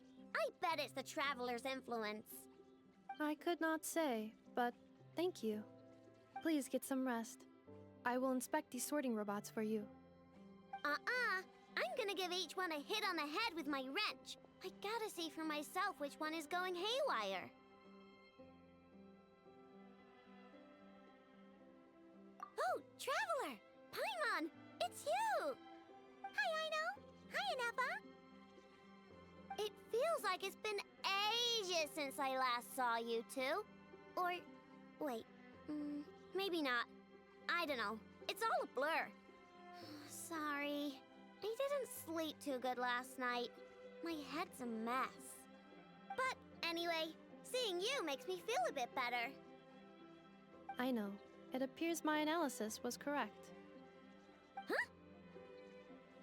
You were getting upset over nothing, but now that the Traveler and Paimon are here, your mood has improved. Conclusion. Everything is going to be alright. Huh. Well, I can't fault that logic. Oh, what's the matter, Aino? You can tell us. Whatever's going on, we'll help you out. Oh, it's nothing major. People keep getting into fights around here, and last night, they crashed right into my workshop. All the clinking and clanking makes it hard to sleep. Oh, sounds like the Clink Clank Krumkage craft shop is living up to its name. Oh, sorry, not the point. So, who are these people? They sound dangerous. Do not be alarmed. It's a group of treasure hoarders on the run after stealing from the Fatui. Treasure hoarders? Dipping into the Vatui's pockets? Wow, the Nocrai faction's pretty bold. Sorry, again, not the point. What matters is, disturbing people in the middle of the night is unacceptable. Yeah, before Inafa came back, all I could do was hide in the workshop and curse them under my breath. But now, I can teach them a lesson. I already cleared them out last night. You will not be bothered again, I know. You're the best, Inafa. Wow, so problem solved, right? Well, the sleeping problem is solved, but now there's an issue with my prospector bots. They're supposed to sort out the useful treasure from the junk. Nice! Sounds impressive. No, not impressive. There's a traitor among them. Correct. The sorting bots delivered several items of no utility this morning. The ratio of useful to non-useful items suggests that one of the bots has malfunctioned. My bots don't just break down for no reason. You know what I think? It was sabotage. And it must have been one of those people from last night. And we'll find them and make them pay. Yeah! But first, I need to figure out which bot they messed with. How are you going to do that? By staring him down. You gotta put a little pressure on him and see which one starts to sweat.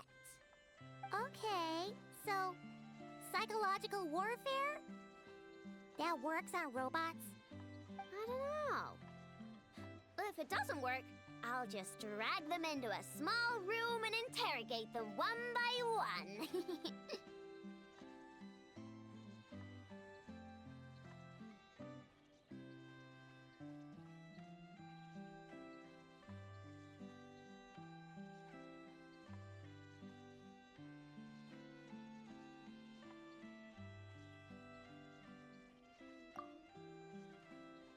Whoa! How's that fair?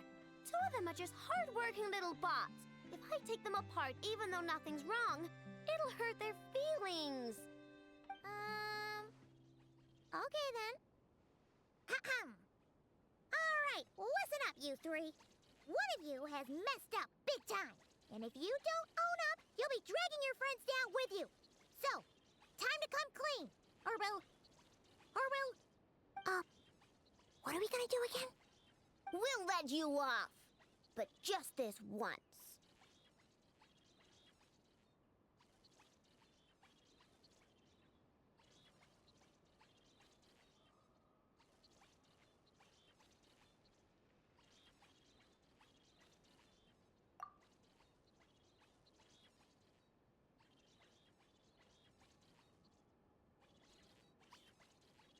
You stared them down all right, Traveler.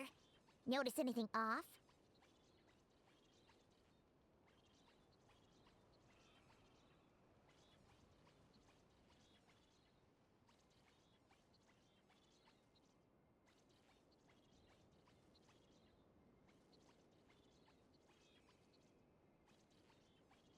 Come on! It's clearly the one on the right!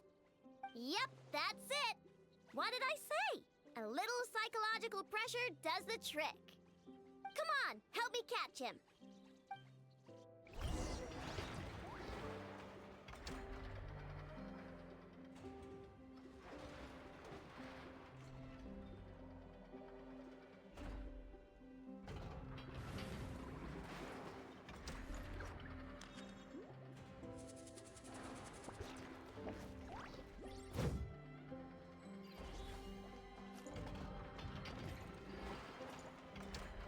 Nope, wrong one.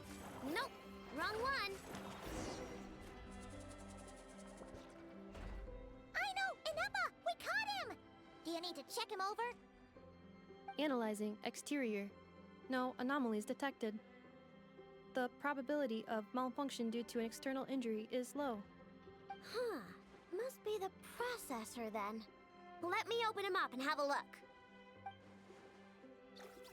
Uh-oh, he's on the run again!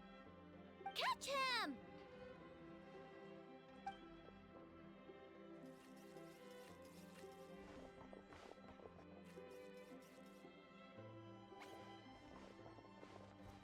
What? Is that him? How did he get so big? No, those are scrap sorting bots. It appears he can still connect to them. Okay, well now I'm getting curious. There's more going on here than a simple malfunction. But we need to catch him first. Try sucking him out.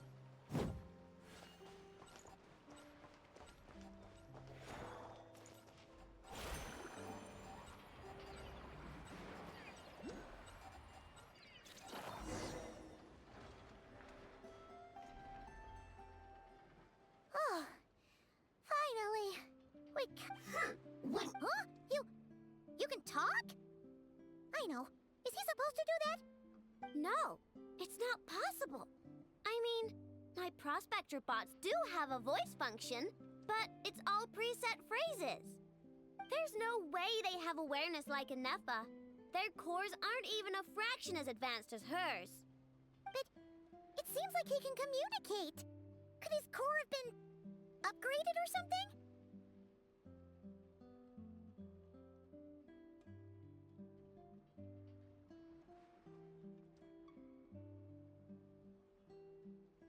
Can you mind your own business? Jeez, why is this bot so aggressive? It's like we're the ones being interrogated. Oh, just you wait. If you don't get out of my sight, I'll round you all up and send you straight to the Fortress of Marrowseed. The Fortress of Marrowseed. What kind of place is that?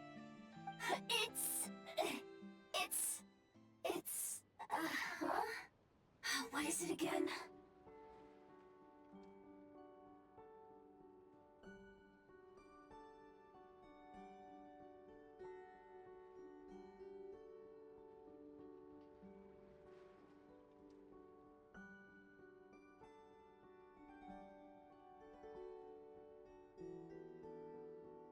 Millipede. Would you stop with the personal questions? So intrusive. Leave a girl alone. Whoa! What do you mean, girl? You're a junk sorting robot. I'm a girl. Okay, well, I'm not sure what happened, but something is definitely wrong here. This isn't the prospector bot I know, that's for sure. Well, guess the only way to find out is to open you up and see what's going on. Don't come any closer! Somebody help! It's okay. I'm a girl too. That doesn't change anything!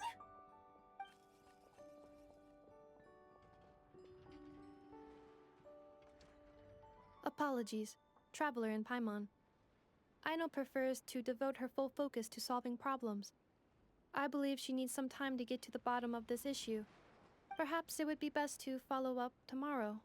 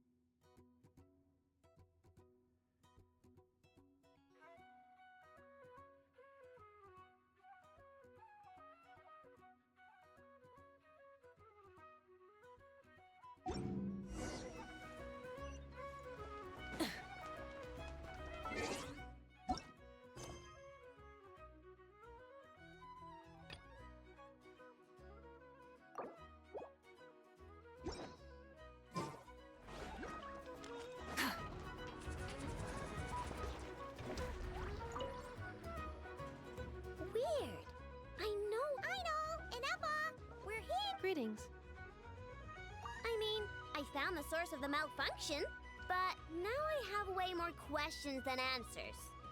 What? Why? The bot has the wrong core. It is not the one Aino installed originally, but the core of a clockwork mecha from Fontaine. It has the wrong core? Oh, so now we have to hunt down the original one? It's no big deal. The original core was just something I salvaged from a pile of junk. Believe me, it's nothing special. The problem is, this new core is really advanced.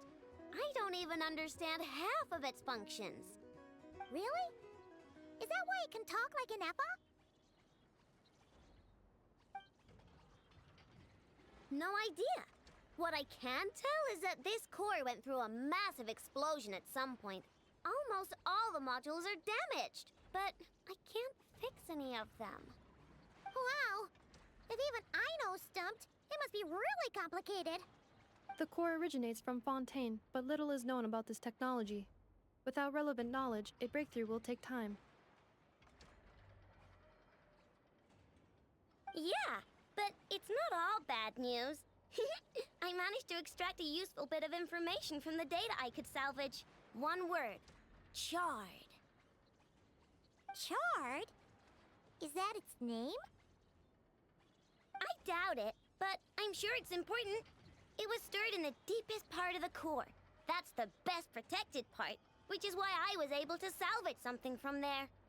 The best protected part? In the event that my core sustained damage, that's where I would move all Aino-related data to keep it intact. Ah! Knock on wood, knock on wood! Your core is gonna be just fine, Inefa. Don't jinx yourself like that. I was engaging in a hypothetical discussion. Doesn't matter, you still gotta say it. Say knock on wood. Knock on wood. Like that? Yeah! Whew. That was a close one. Huh? Anyway, I bet there's other data preserved deep in the core, too. Otherwise, this thing wouldn't be able to talk. And I'm gonna extract it all. Here, data, come to Wino. Man, this core is so mysterious. But if it's so high-tech, how did it end up inside a random prospector bot? Bingo! That's the question, isn't it? Who replaced the original core with this one and why? I mean, even though it's damaged, the research value is off the charts.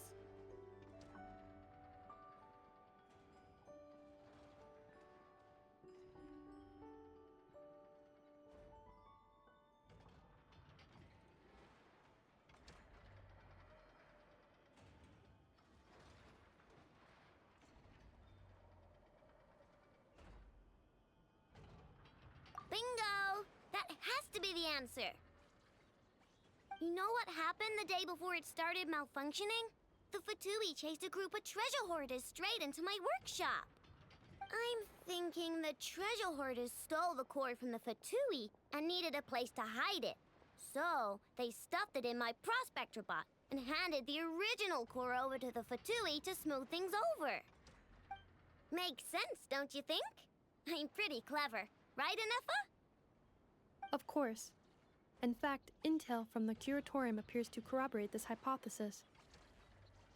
Several of Marinette's subordinates were robbed on their way back to Snezhnaya. Although it is unclear what was stolen, the culprits were identified as a group of 3 treasure hoarders. Their leader is a silver-haired woman wearing a hood. As for the remaining 2 members, there is a man with pink hair and a man with purple hair. Wow! So Paimon was right. The local treasure hoarders around here aren't bold. Actually, this group has only been active recently. The Curatorium suspects them to be outsiders not local to this area. Who cares? Yehoda said they're just a bunch of small fry anyway.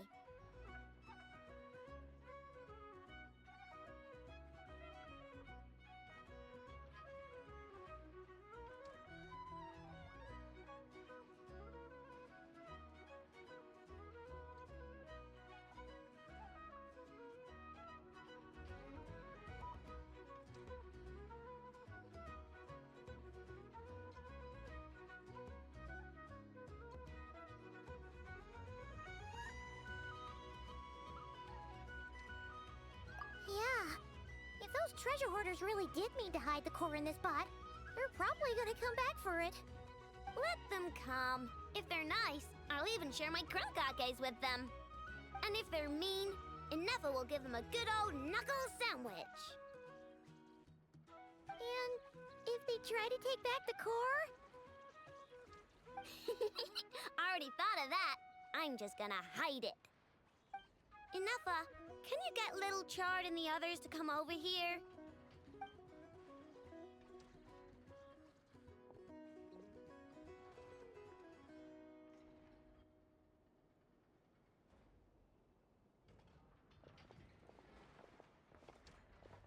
Okay, hold on to your hats. I'm gonna hide Little Chard in a scrap prospector bot.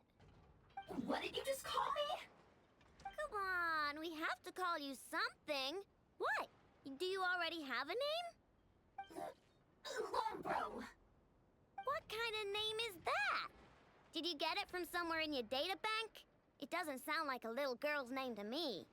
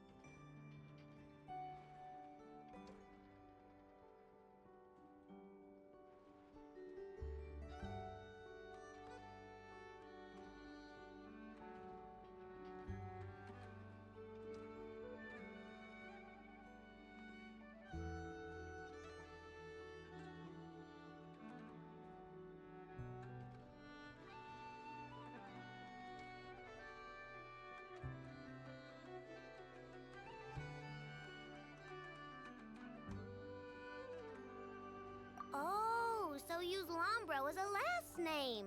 Huh, I kinda like it. Then it's decided. You're Charred Lombro from now on. No complaining, all right? You're stuck with it either way. You're the one who decided to hide out here, so from now on, you work for me.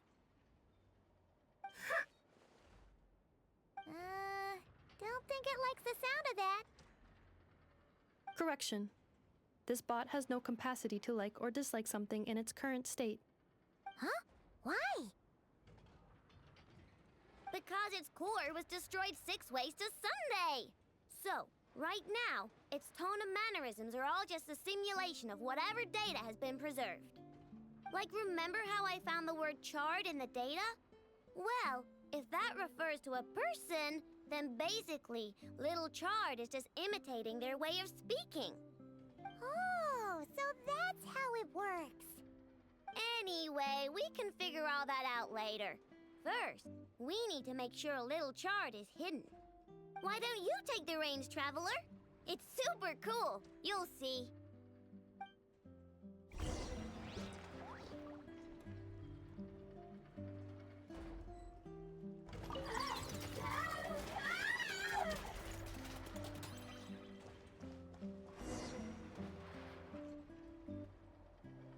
Nice job! You've got some engineering chops, that's for sure. And thanks to you, I'm now the proud owner of the most advanced prospector bot in town. I expect good work out of you, Little Charred. But don't worry, you'll be compensated. Like I care. We gotta do something about that temper of yours. Maybe a little flour on your head will soften you up a bit.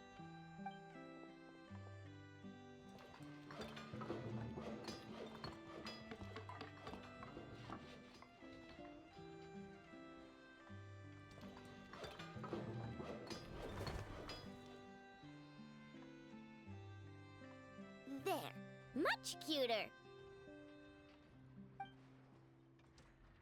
Oh, that reminds me. Traveler, Paimon, if you ever pick up stuff you have no use for, like screws and nuts and things, just bring them to me. I can make them into flowers or use them to upgrade my console. Oh, and I don't expect you to hand them over for free. I pay good prices for scrap. You're gonna want to stop by every day. Deal?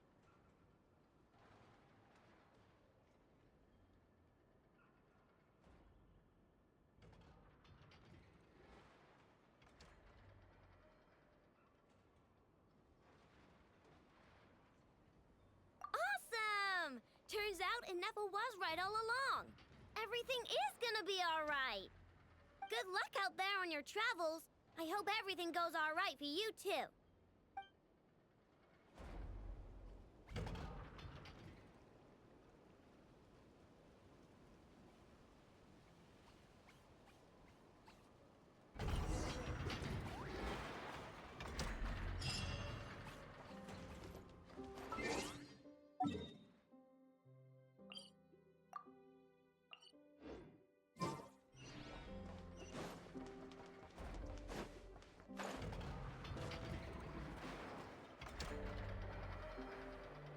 Friendly approach detected. We meet again. Listen! We've got updates on the wild hunt situation.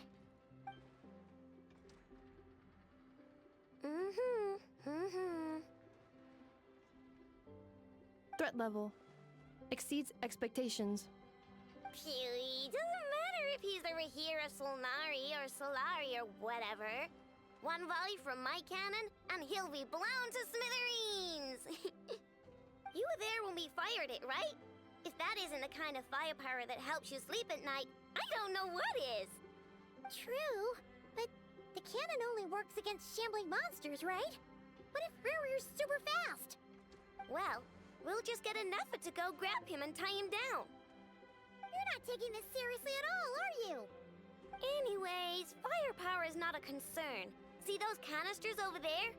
That's all concentrated Kuvaki, which we'll be shipping to Nasha Town. More than enough ammo in there to blast that Fatui research facility to bits in a single shot. You sure have been looking forward to this battle, huh? Of This is gonna be the shot that shocks the world! All of Nodcry, heck, all of Snezhnaya will know my name once we're through!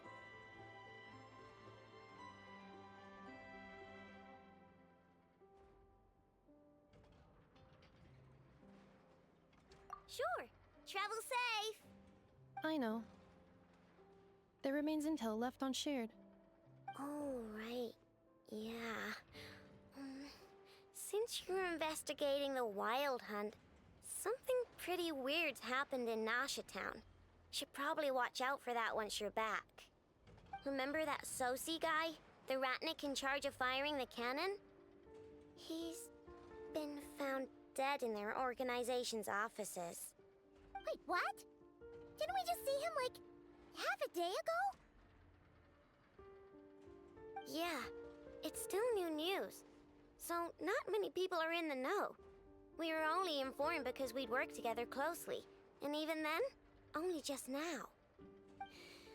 I'll send Anafa over to Nashi Town with some flowers later. Oh, he seemed like a good guy. Didn't put on any airs despite being a superior officer either. The data concurs. This gentleman appears to have been one of the most accomplished amongst the Lightkeeper's sergeant majors. His character has also received commendation. Most would have lacked the motivation to fatally attack him. Oh, that makes it even worse.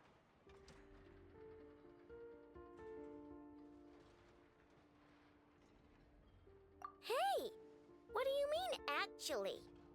Either way, I'm not clued in on the details. Only Ratniki have been allowed on site to investigate the scene. You'll have to find some way in if you want to check it out for yourselves. Got it. Let's go then. You coming along, Anafa? My tasks are incomplete. The last few batches of ammunition must be randomly inspected. You go ahead. All right. We'll see you later.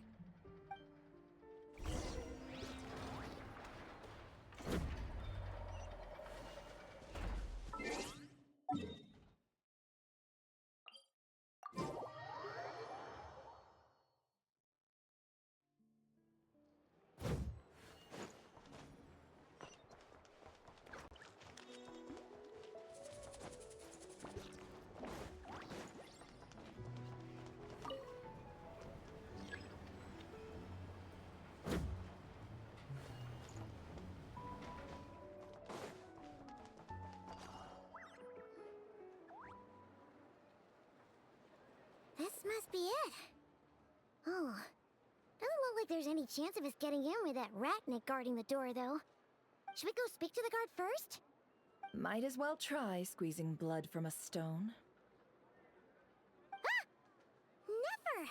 When did you... I came over to take a look as soon as I received the news just now. Aino told you about this then?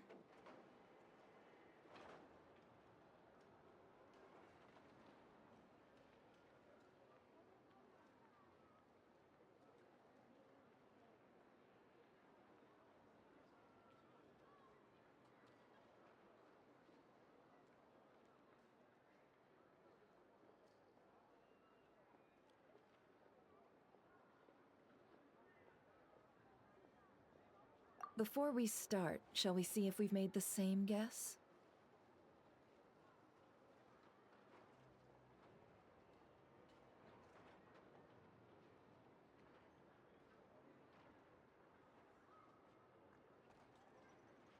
Indeed. Quicker than we thought as well.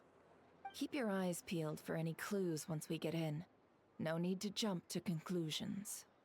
But how are we supposed to get in at all? Just follow me.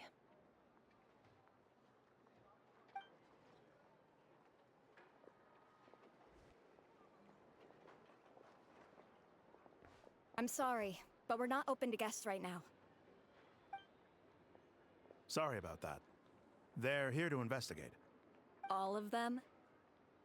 The paperwork checks out. All right then. Enter.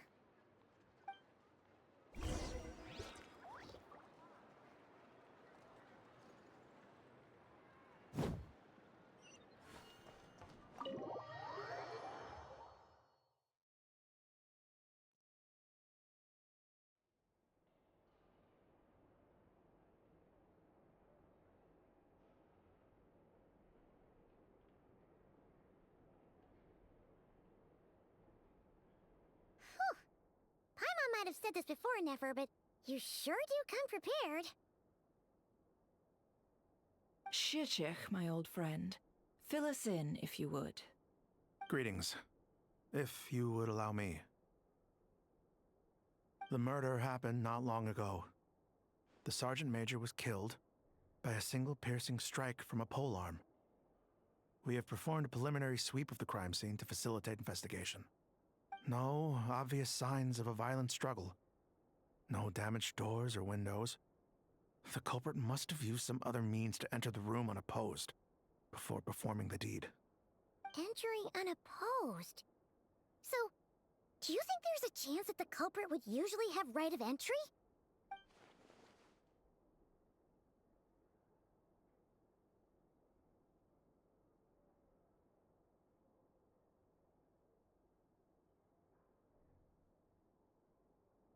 At the moment, the most valuable lead we have is based on an eyewitness report from a nearby resident. Specifically, that Flint's was seen entering and leaving this place in the time period when the crime most likely occurred. Flint's? We have tried to contact him, but he has not replied. Very odd indeed. So, he's the prime suspect right now, right? To be honest, I'm not particularly inclined to believe that this was an inside job. Flint's can come across a bit eccentric, but he does well in missions on the whole. He also had no disagreements with the Sergeant Major that we know of. So he lacks the motive to commit such a terrible crime. But neither the eyewitness report nor the nature of the fatal wound itself are in his favor. So we are looking for him at present. Looks like there's not much else to dig up here. Let's go outside and discuss what we've seen.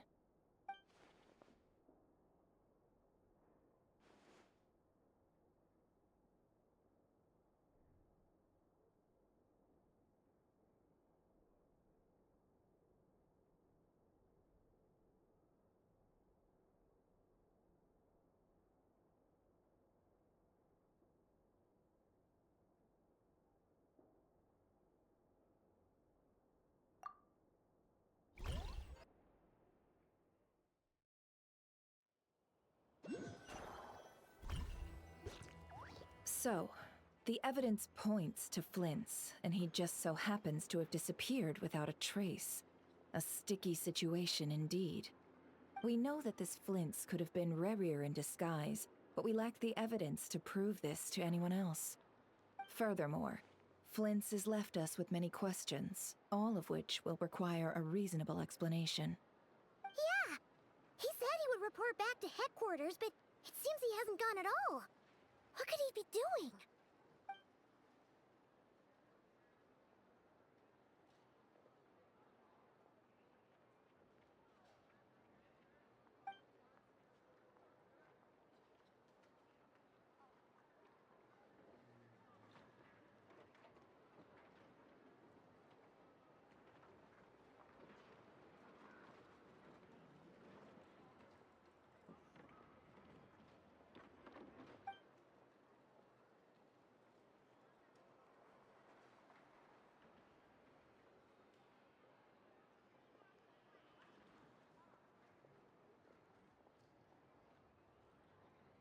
Let's approach the issue this way.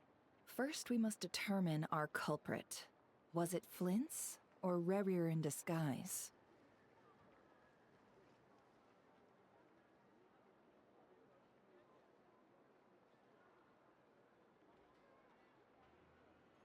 Yeah! What reason would Flint's have to murder Sosie anyway? None, as far as I know.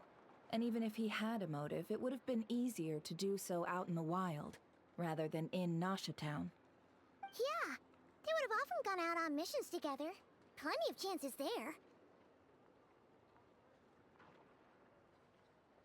Yes, but there's one thing worth noting here.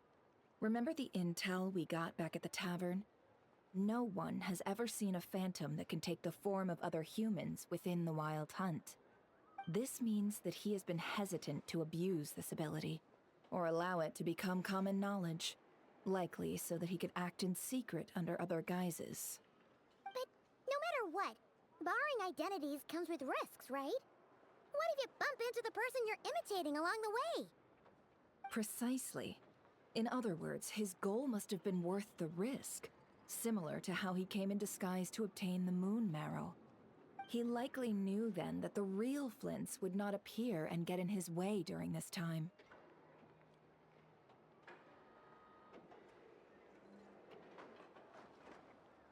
We'd have to ask Flints ourselves, I'm afraid. But we shouldn't jump to any conclusions here. We can't discount the possibility that he might actually be the murderer himself. Not yet, at least. And there are other, less likely scenarios. For instance, Rarier may have already killed Flints long ago, and been living as him for some time now. Yes, that is our ticket to a breakthrough. Then we've got to find him before the Lightkeepers do, or we might never see him again. Steady now. Our friend should be back soon. We've tracked him down to a beach north of Nasha Town. The Wild Hunt is present too, so we're putting a force together. I'll have you know that this is top secret information I'm leaking here. Don't worry, you'll receive a top-class reward in return. The beach is all yours. I'll stay and slow the Lightkeepers down. Things might go south if you bump into one another. Oh, right. Before we go, should we reveal Rarier's secret? Since he's trying to keep it all hush-hush, why don't we just pull the curtains on his little trick? That'll teach him to sneak around pretending to be other people. Hey, why are you laughing? Oh, I was just imagining how satisfying that would feel. But I'm afraid this revelation would only stir up more chaos. Setting aside the matter of evidence, some may trust Flint's on our account, whereas others would suspect him on account of his behavior. Tossing him into a swirling tumult of public opinion like that might just give Rarier more opportunities to capitalize on. And think about it. Once people learn that he can masquerade as those they trust, would they continue to welcome friends into their homes with such open hearts? Unease grips the hearts of those in Nasha Town already.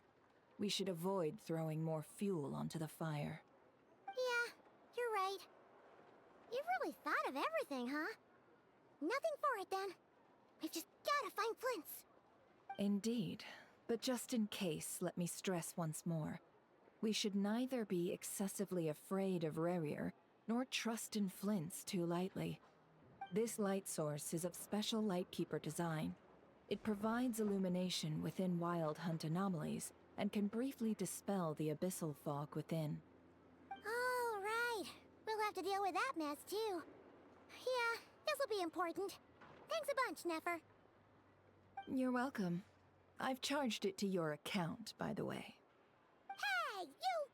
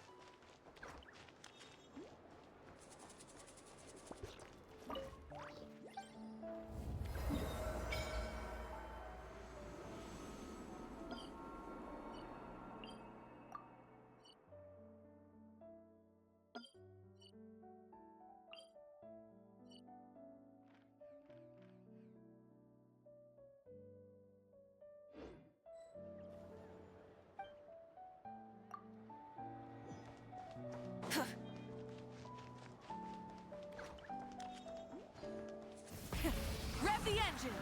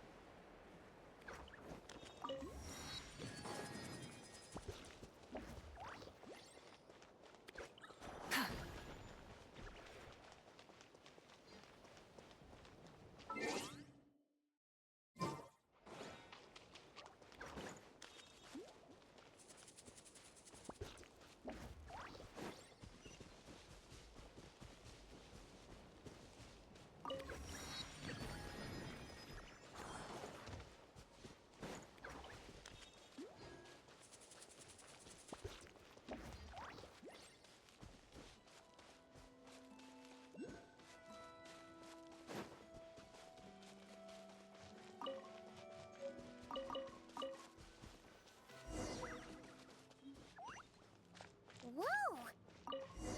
Is that a Lightkeeper's lantern? Is there someone up ahead? Come on, let's go see!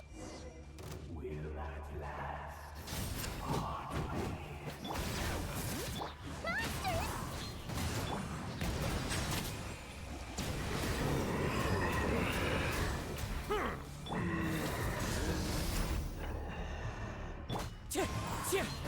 Bring it!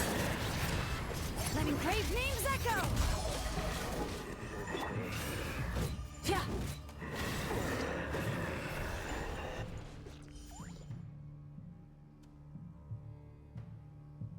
This monster was lurking near the lamp. That must have been a planned ambush. We're not falling for that again.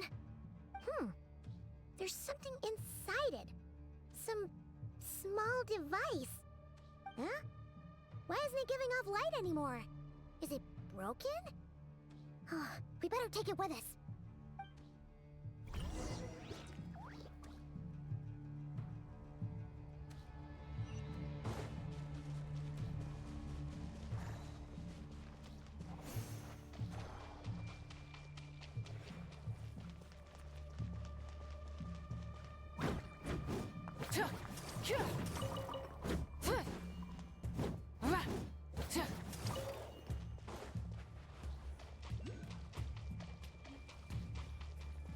Is someone there? Please, help me! Isn't that Flint's voice?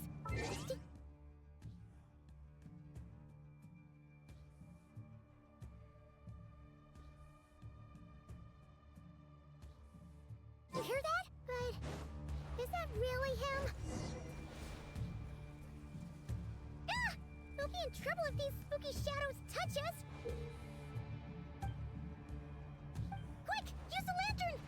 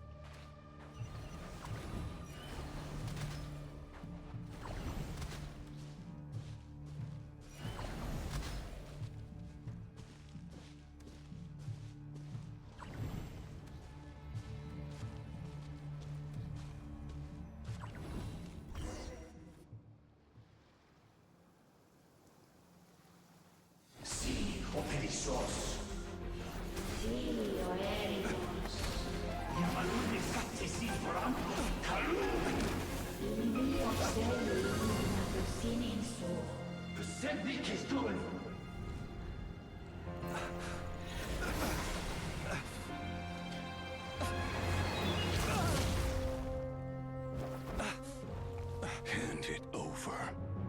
That was mine from the first. You're a fool. You again.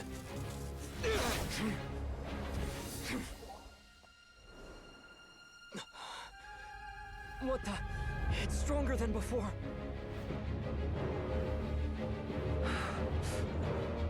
Lantern now!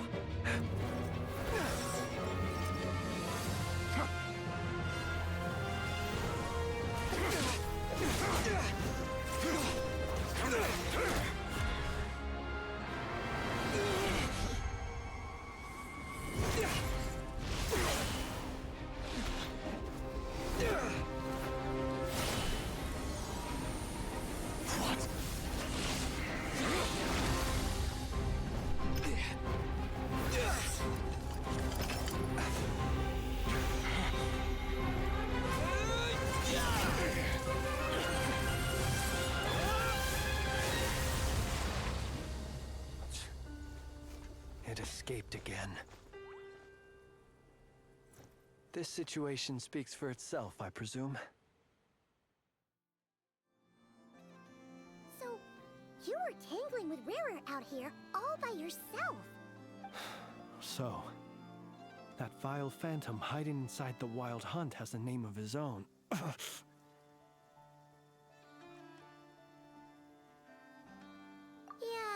you don't look so good.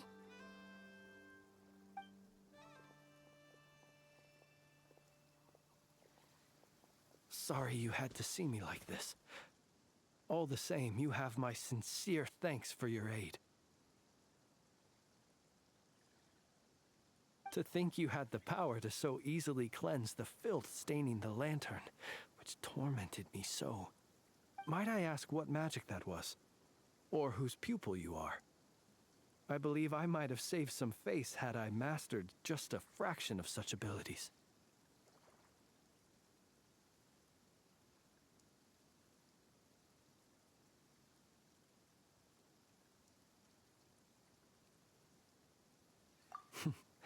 And an enviable constitution it is. A pity that such abilities cannot be acquired. Why did abyssal power just burst out of your lantern anyway?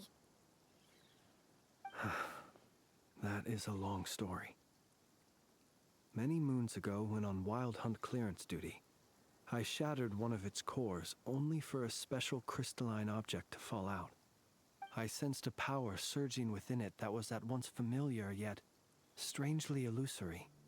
I freely confess to being an avid collector of ancient gems, coins, and other curios. And curiosity it was that had me store this crystal inside my lantern. Afterwards, I wound up collecting a few more such crystals quite by accident, and discovered that they could merge into a single piece without my prompting. Though my understanding ends there. It was only recently that they began slowly emitting abyssal energy, which could neither be dispelled nor weakened. Is that what Rarer claimed belonged to him? That must be what he's after then! I concur.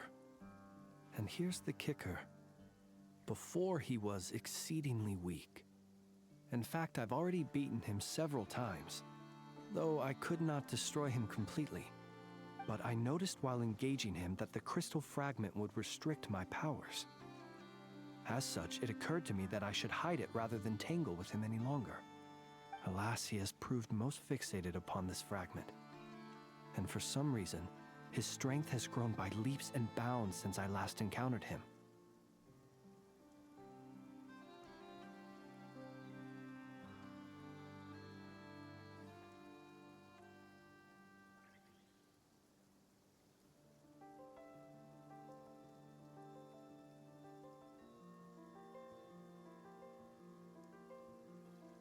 And where, might I ask, would it be safe? Or do you think it wiser I threw it away? Were our places switched, would you discard it, knowing that its perilous might was beyond your ability to counteract? yet capable of causing greater harm should it lie beyond your grasp. Yeah, throwing it away would mean giving the bad guy what he wants. But exposing yourself to its corrosion and growing weaker by the day, that sounds super dangerous too. Only those who shoulder risks are qualified to welcome in the turning of the tide. Those who flee when troubles come are nothing more than deserters. Though I shan't deny that I have your fortuitous arrival and most outstanding assistance to thank for my continued ability to speak such platitudes. Either way, it seems this fragment is now utterly still. That must have made it useless to Rerir. I doubt he would have retreated so readily otherwise. I imagine this wasn't the only reason you came looking for me, though? Well, no, but...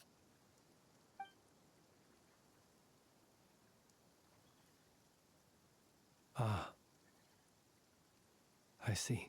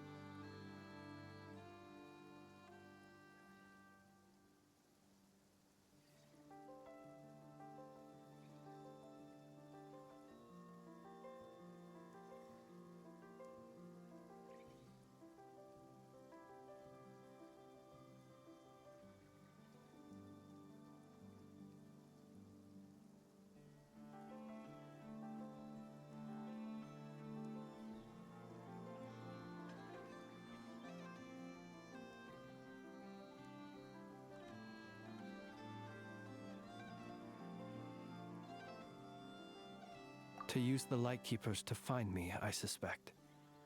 I did not inform anyone of my true whereabouts, so he should have had more difficulty tracking me down.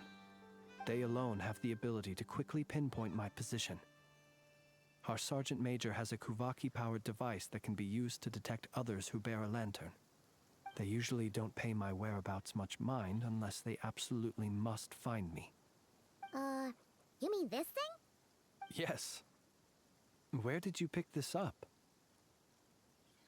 We found it inside a lantern when we first charged into the Wild Hunt anomaly. It must belong to a Ratnik dispatched to investigate the area, who, it seems, dropped everything and fled the moment they saw the Wild Hunt massing to strike. Well, at least they're not dead. Guess it's not surprising how they found you so fast, then. But if Rerir could have shapeshifted into Sosi, why didn't he just use that Kavaki device to find you himself? Were he to use it, that device would likely fail to act as it should, owing to abyssal interference. Ah, guess that explains it. So not only is this Rerir ruthless, but a purveyor of dirty tricks, too. You might not be familiar with Sergeant Major Sosi, but he put his heart and soul into every mission. Our deployments are subject to orders from headquarters, and his orders were to be stationed long-term in Nasha Town. As such, he was very seldom able to go back and visit his family. He worked so hard, seeking to produce excellent results that might convince them to transfer him out. Oh.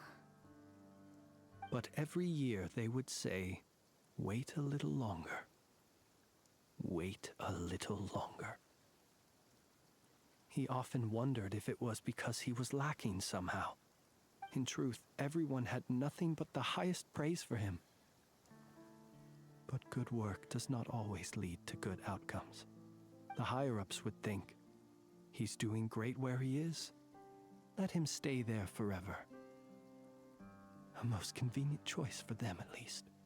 Whereas his subordinates would think, wouldn't it be a shame if we were to lose such a talented, easygoing boss? So he waited. And he waited. Until the world closed its eyes in the depths of the night, and a lantern was slowly lit for him alone, that no one could see.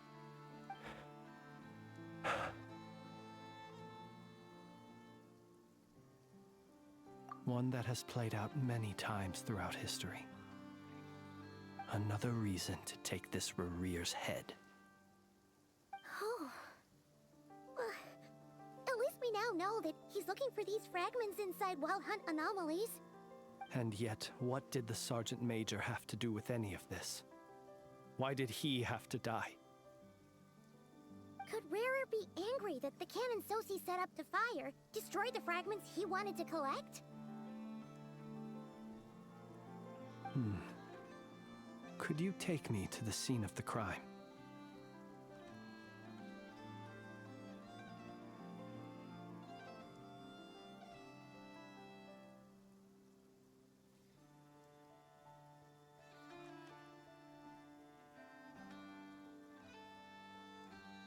We shall just have to exercise some discretion then.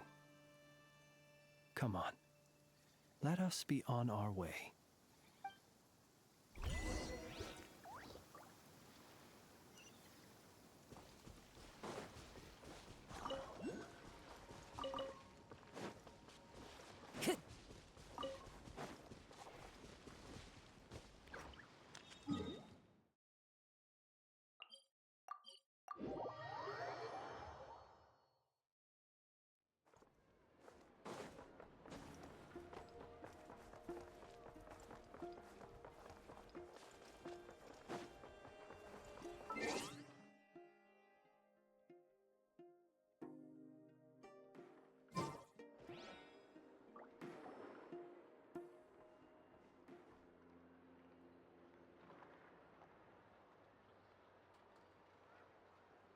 I understand the situation more or less.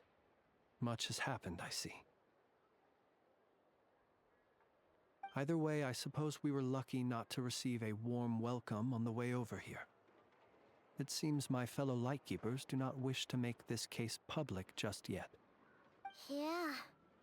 Guess Nasha Town's already been enough of a mess lately.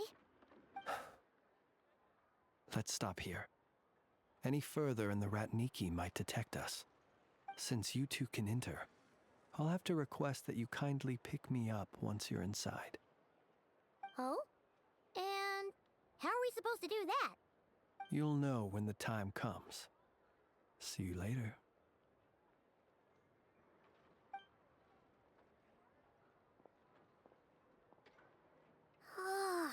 Still acting all mysterious. But he seemed pretty confident, so guess we've got to trust him.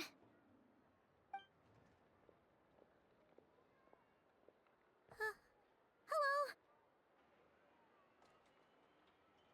Ah, you're the special assistants for this investigation, right? Yep, that's us. Well, you're just in time. We're basically done investigating the crime scene. All that's left is to finish writing up some records. Then properly dispose of Sergeant Major Sosi's remains. If there's anything else you'd like to look into, this is your last chance to do so.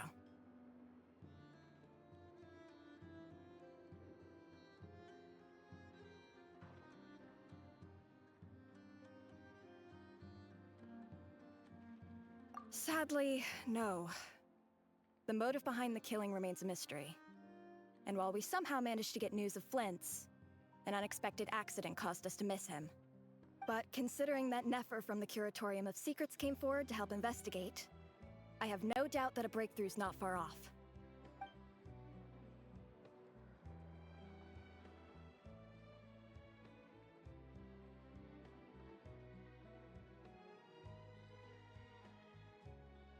We'll do our part too. All right, we're going in. See you later.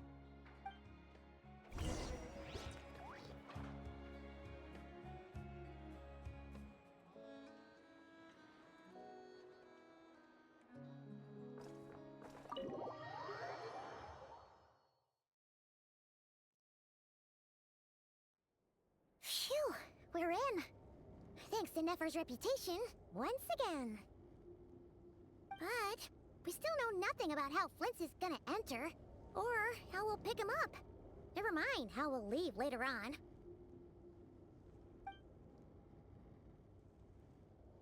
Something the matter?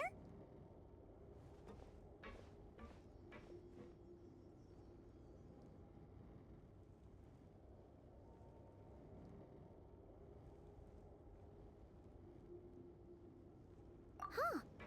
That looks like Flint's lantern. But where is he exactly?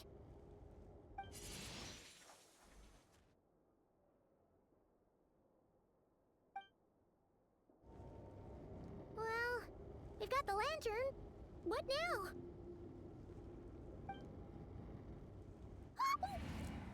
Oh, Paimon almost screamed out loud. You never said you could do magic like that. This lantern may have a rather peculiar shape, but so long as it doesn't glow, it won't stand out in the dark. I calculated that you would have already entered, so I chose a spot visible from the window before using light to send you a signal. As I thought, you're both sharp-eyed and on the ball. The perks of being veteran adventurers, huh?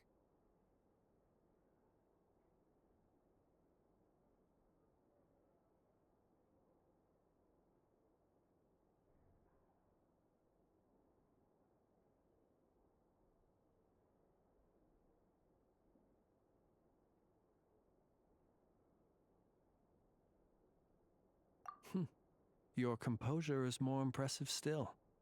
You're right. That required a little trick of my own. But let us leave such trivial topics for a more relaxed moment. Our time is limited after all.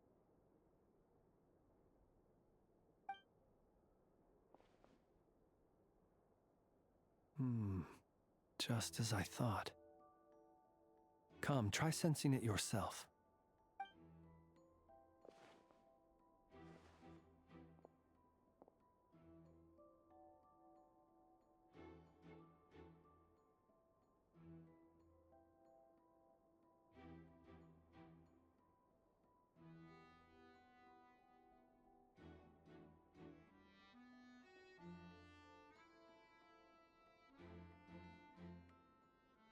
Identical powers must flow from the same source.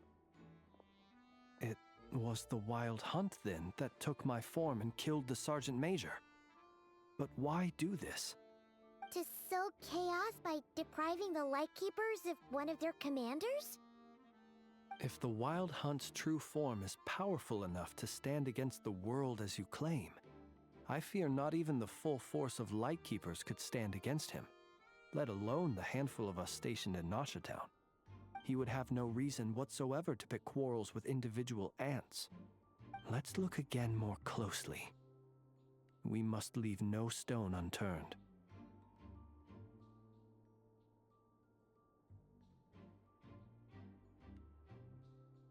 Well, that makes things simpler. In that case, allow me to disturb the fallen. May the ghost flame guide your spirit. May you rest in peace.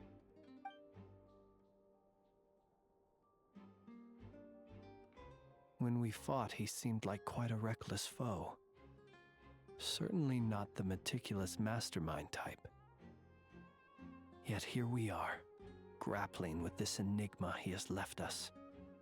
Oh, if we can't get any leads, we might have to go back and find Nefer. Oh, the longer we're stuck here, the likelier he is to achieve his goal. Ugh, this is so frustrating!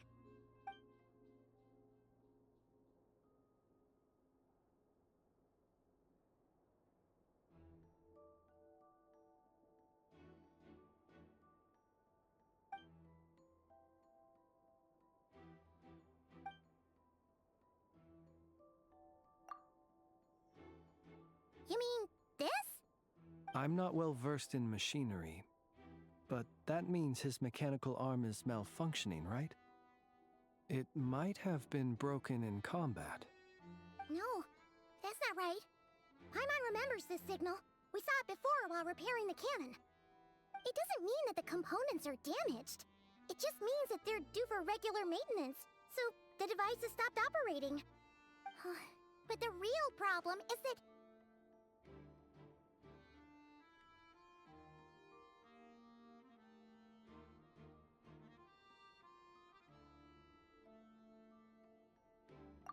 Yeah, he even helped us find the maintenance port. It could still be a coincidence, but considering it hasn't been long at all since we were repairing that cannon... The Sosi you met could have been Rerir in disguise. In other words, he played the Sergeant Major before disguising himself as me. That's right! If only there was some way to prove it.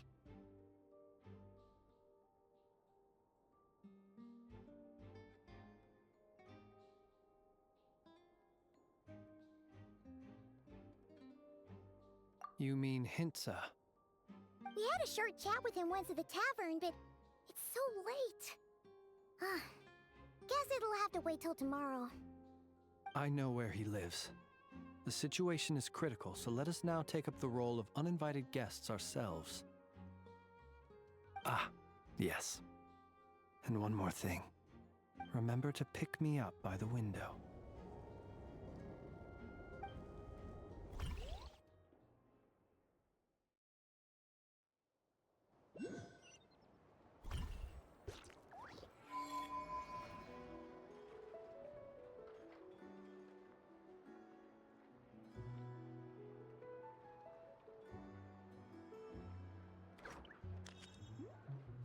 One with nature.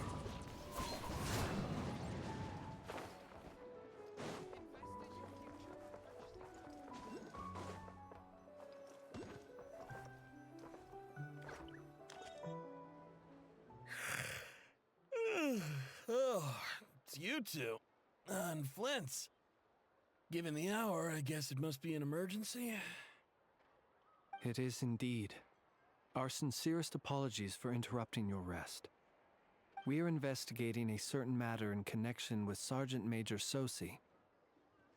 We'd like to know if he has sent you a request for maintenance to be performed on his mechanical arm. Sosi. Oh, so the rumors I heard, are they true? You know what? Forget it. I'm sure it's complicated. No further questions from me. Just a moment. I need to check my records. Thank you for your understanding.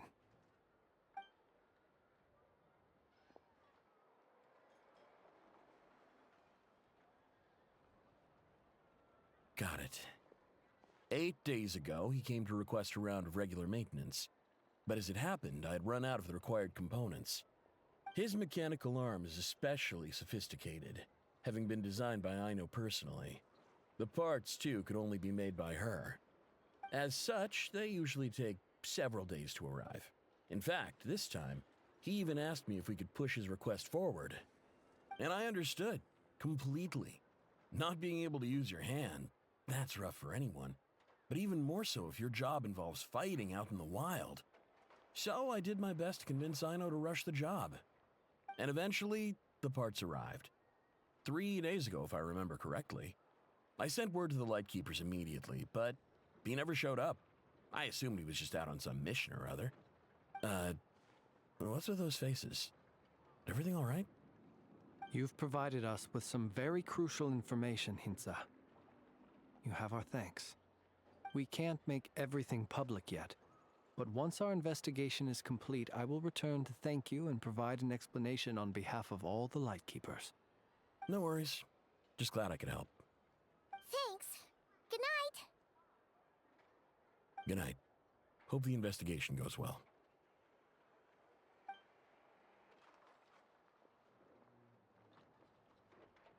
It seems that it is as we guessed. The Sergeant Major Sosi you encountered while repairing the cannon was actually Rerir in disguise. 8 days ago, he had yet to act. But at some point after that, he attacked and imprisoned the Sergeant Major. With the immense gap in strength between them, the job was finished in a single blow. And thus Rerir had no opportunity to discover the malfunctioning mechanical arm. Perhaps his mastery of shapeshifting extends only to outward form, and not therefore to complex internal mechanisms. Hence his oversight of the uniquely mechanical traits of the Sergeant Major's arm, and in turn, this flaw in his disguise. You're saying he thought no one would realize his mechanical arm is actually made of some kind of black muck on the inside, so long as it worked, right? Still seems like there's a lot of guesswork involved here, but it mostly makes sense. This also has me stumped for the moment. The cannon has always been used to destroy the Wild Hunt, and it works as intended. But how would that help Rerir exactly? Assuming he plans to collect the fragments within Wild Hunt anomalies, firing the cannon works against him, since it would blast those fragments to smithereens. So we solved one mystery, only to dig up another. Whew. This is getting Paimon kind of down. And sleepy, too.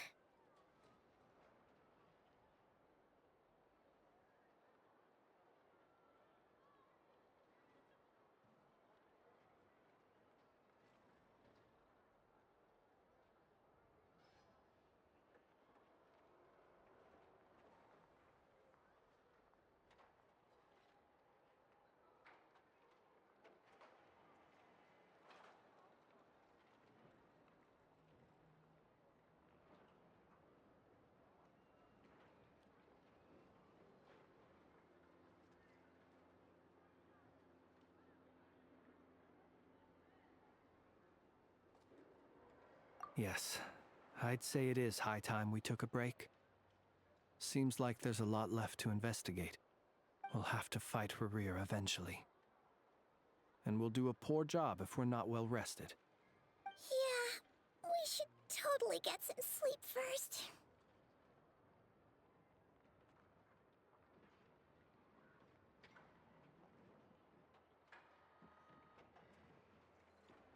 A reasonable suggestion. I have no doubt that my quarters have been turned inside out by now, at any rate. My colleagues have never failed to live up to my expectations of their discourtesy. Well, guess we'll just have to pick you up as usual. That would be good, yes. Feel free to put the room costs on my tab.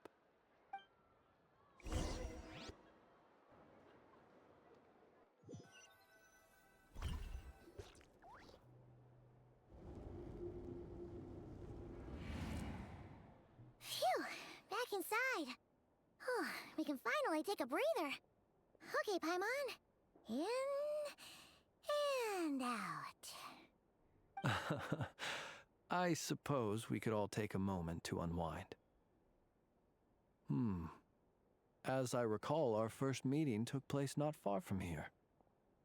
Ah, the nostalgia. Had you already sensed the unique power within my lantern at that time?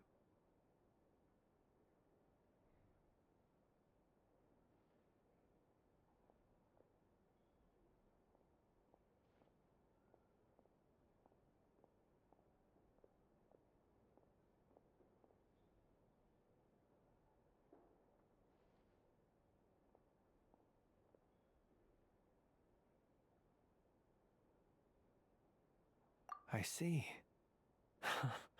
Words truly do fail to capture your superlative insight. Fortunate then that abyssal energy was only leaking from the fragment in minuscule amounts when we first met. Or I might have been in for a real interrogation. Yeah, hard to say how that would have played out. We've had a whole bunch of unpleasant run-ins with the Abyss.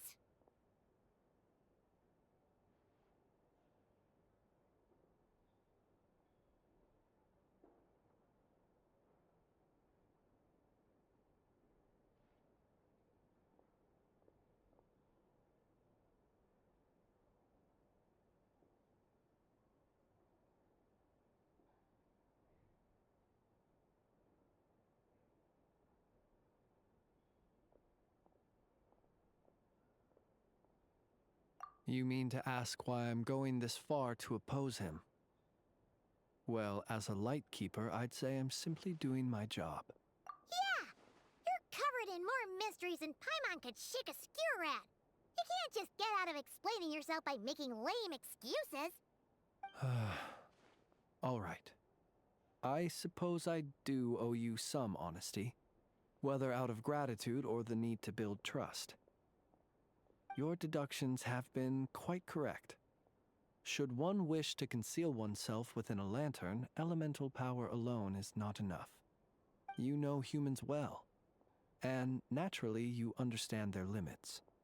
But some things that humans would consider difficult are quite normal in the eyes of non-humans.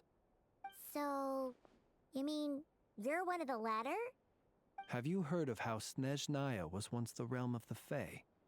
This race is no longer of any importance, but they still exist, as evidenced by the fact that I am standing before you. We've heard some scattered legends, but that's all Paimon thought there was to it. I once turned my heart toward humanity, and thus did I experience loss. I once labored and did much, and put an end to my tale with my own hands. When you realize you are floating in the middle of a vast ocean, you cannot help but feel that swimming in any direction would be equally meaningless. Would it not be better, then, to simply sink? But before I could sink to truly lightless depths, chance had it that I should be awakened by a band of Ratniki.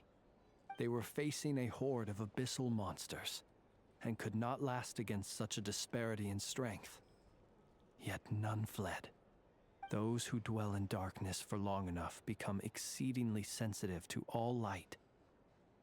And the first light I saw upon awakening was that which shone from their eyes. Is that why you chose to help them? Perhaps I was moved by their valor. Perhaps I simply saw my past self in them, and was moved to action for the first time in a long, long while. But I was freshly awoken, and my powers were limited. I could not prevent casualties altogether. The survivors and I buried the fallen heroes. That was the origin of the final night cemetery.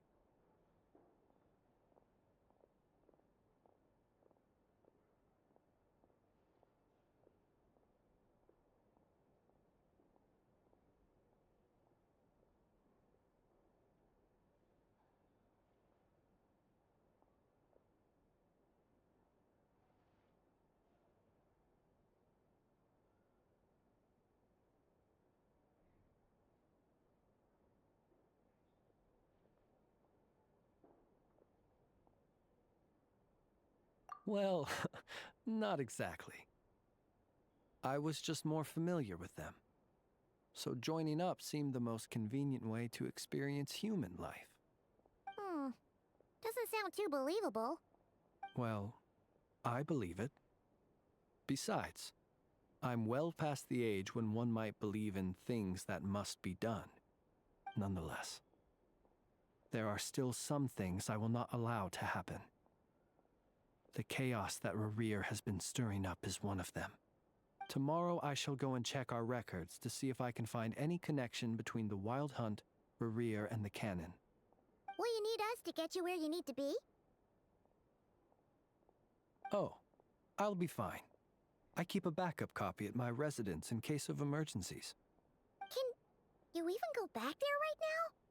Won't there be Ratniki watching it? Thanks for the reminder. I believe they'll have checked my place, but they won't have stayed. All things are ranked according to their priority, and we lack the manpower for such an open-ended stakeout. And even if someone is waiting, I have ways around that. I am the master of my own house, after all. All right then, we'll trust you. We sure ended up chatting for a while, huh? I'm super tired now.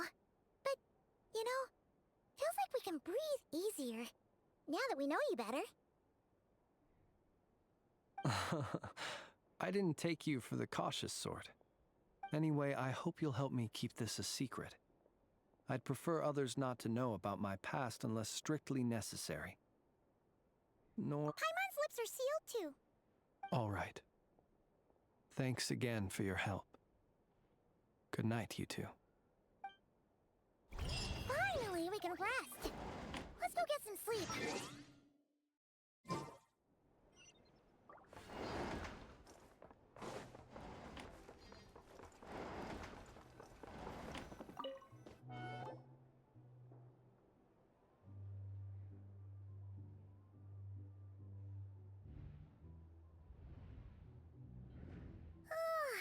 So much noise. What's going on this time?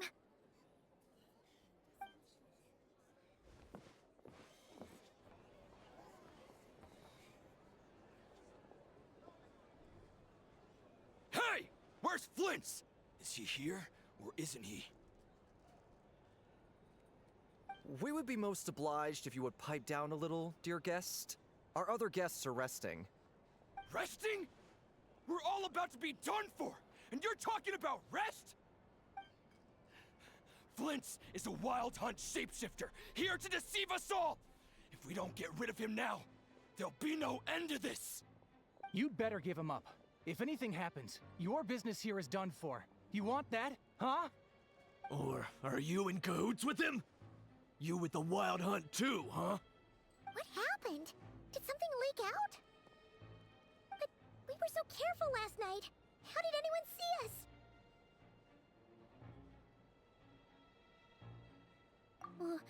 What do you mean? This is so confusing! What do we do? These people are no match for Flint's, but they're super heated right now. It's not like all the unusual stuff about him will make it any easier to explain either. Okay! Hey! Let us in now! My apologies. My apologies. Hold on! Calm down, everyone! What in Tevat is the meaning of this racket? Are you intent on depriving both the Voynich Guild and the Curatorium of Secrets of even a moment's rest? Boss, do we really have to entertain people who don't respect the rules? Call a few of your boys and have them thrown out. And what hole did you crawl out of? A watering hole, of course. The one you've just disturbed. A place to get a moment's respite from all the recent unhappiness, and to escape from all this talk of the Wild Hunt, or strange ghosts and phantoms. Who'd have guessed people like you would come bursting in, shrieking louder than any ghoul? This is a matter of utmost importance. We've got solid evidence. All we need now is to confront Flint's face to face. Exactly. And you sure don't look like an impartial party either, Nefer. Oh, don't I now? How about this then, boss? Let them do their search. If they find their man, they can have their little chat. But if they don't, then they owe everyone here an apology, as well as compensation for all the racket they've caused. Wait, it's... All right. I suppose that's the only way. If we don't let them in now, they'll be back sooner or later. What a mess. Oh, all right then. Well, I'd say that sounds like an impartial proposal. What say you? Or are you suddenly unsure of yourselves? Come on, everyone! Move it!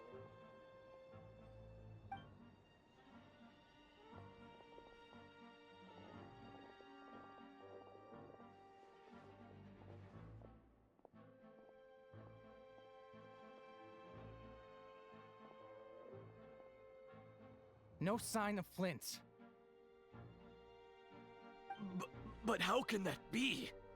Hasn't he always stayed here? Done searching, are we? Guess it's time to uphold your end of the bargain, huh?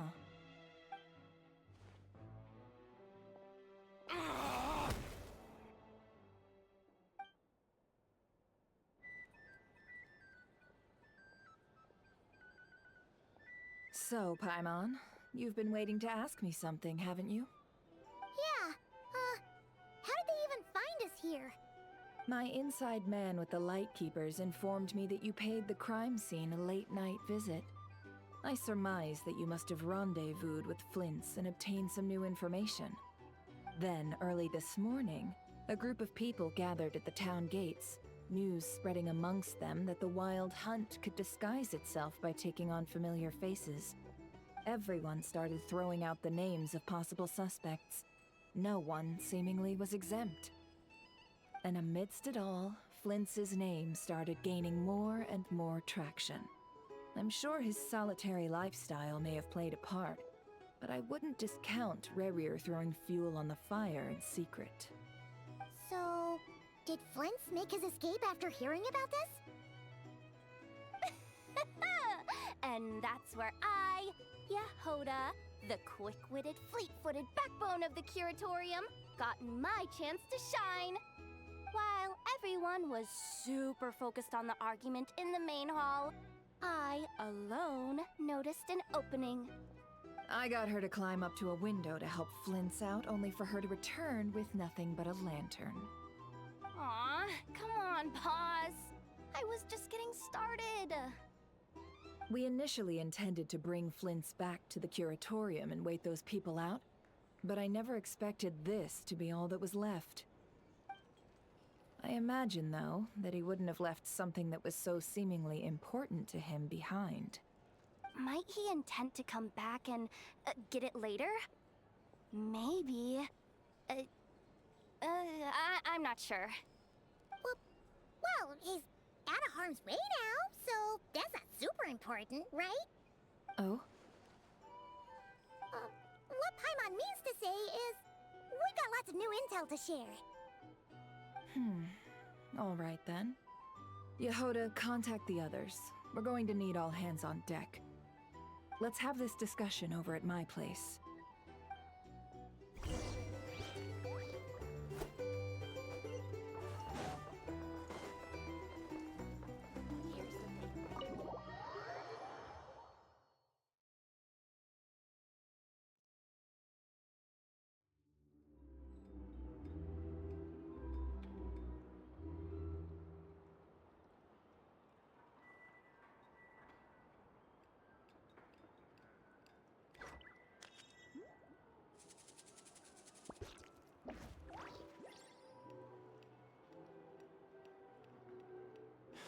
You're not here looking for work, are you?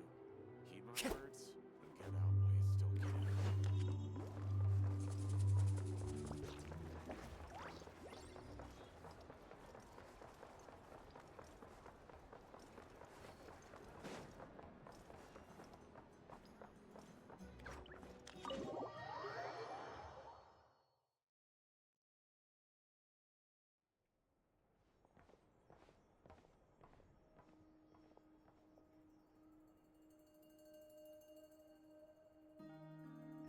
I see.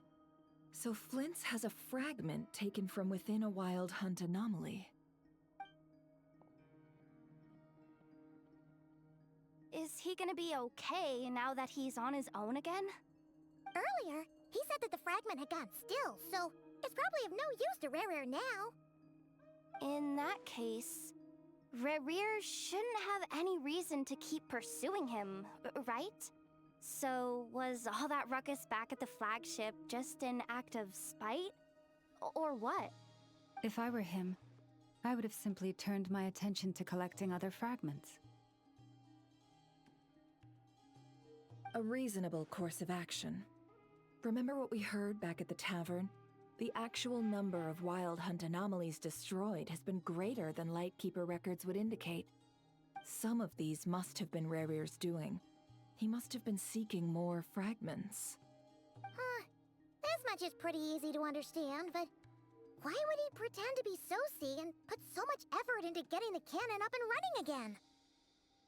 Maybe 'cause that'd be more efficient than having to clear anomalies himself?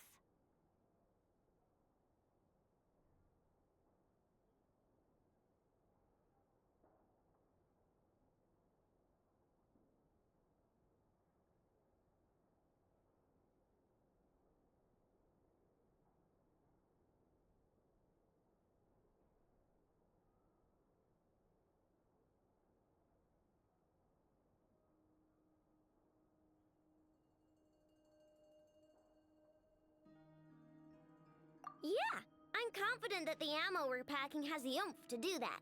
But I am a mechanic after all. For me, test data and their conclusions speak loudest. Oh, why don't we find a few of those fragments ourselves and use Kuvaki to carry out a little experiment? Our lab could certainly accommodate such a test. In other words, we gotta destroy a couple of anomalies and collect fragments from them, right? Lightkeeper operations have just about ceased following the Sergeant Major's passing. Meanwhile, the Wild Hunt continues to grow in scale by the day. I fear only we can keep the situation under control now. Then we best act fast. Paimon's got a bad feeling about this. A feeling we all share, I'm afraid.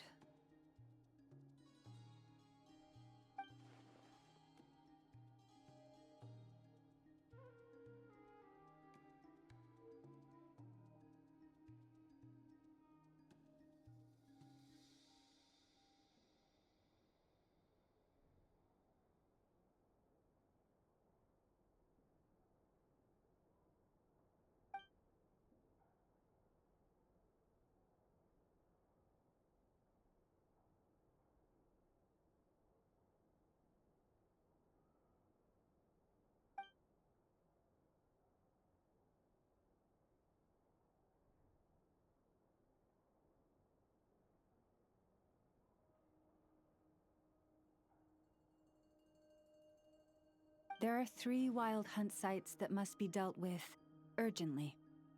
But I believe we have the Works for me! Nefa and I will take our workshop assistants to deal with one of the sites. The Curatorium will handle another. And we Frostmoon Scions shall deal with the remaining one.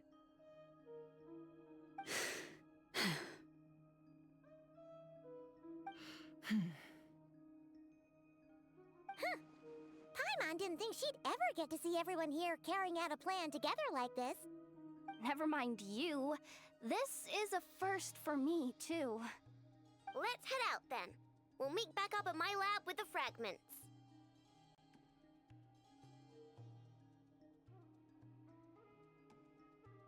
Understood. Time is of the essence now. Our foe could make his next move at any moment, so we must stay in contact with one another. Gotcha! Stay safe, everyone.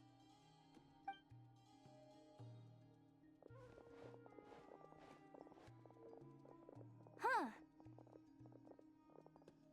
Anyone seen the lantern? Has Flint's dropped by already? Well, considering what you said earlier, you know where we're going next, right?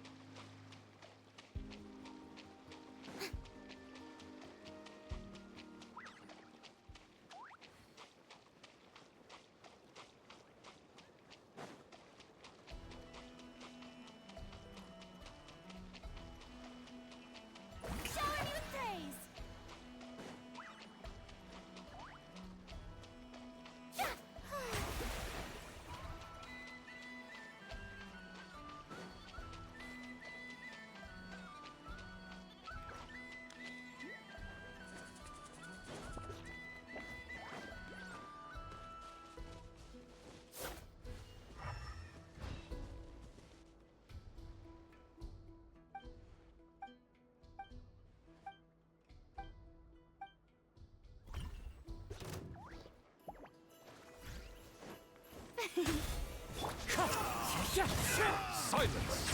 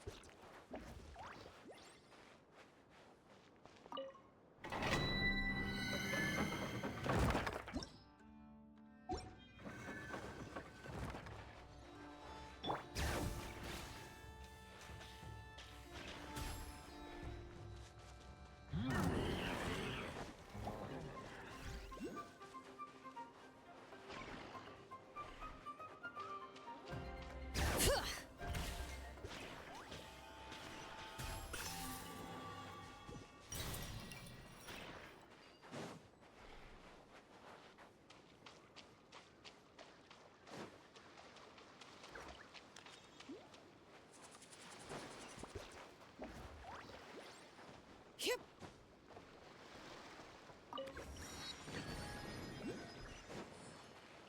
Bring it.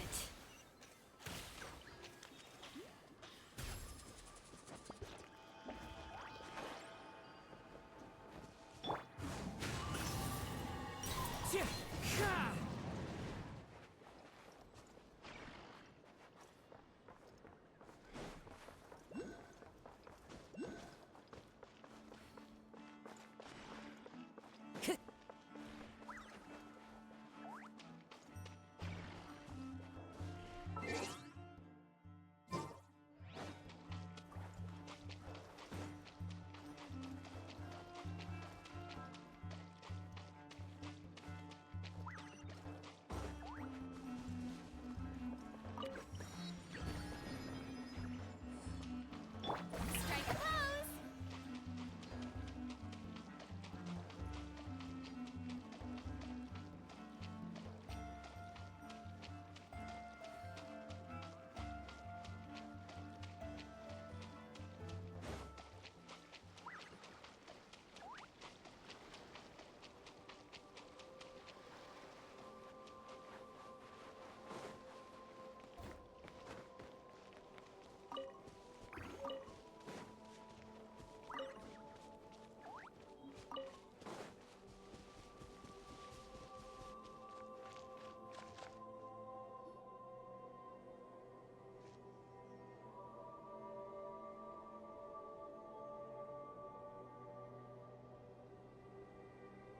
Oh, no one's guarding this place, just like he said. But, oh, where do we find the information he mentioned?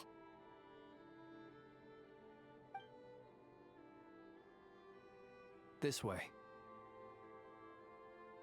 Let's move. We're running out of time.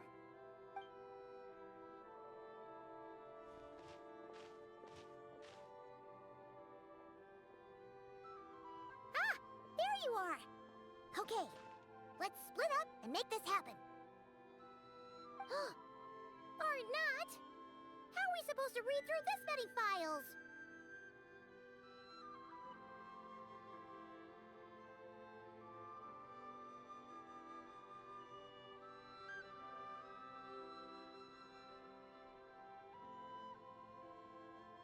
Difficult, yes. But to expose the true intentions of this Rereer, we need to dive into Notcry's history. Hope we don't land on our heads then. Ah! Ghost!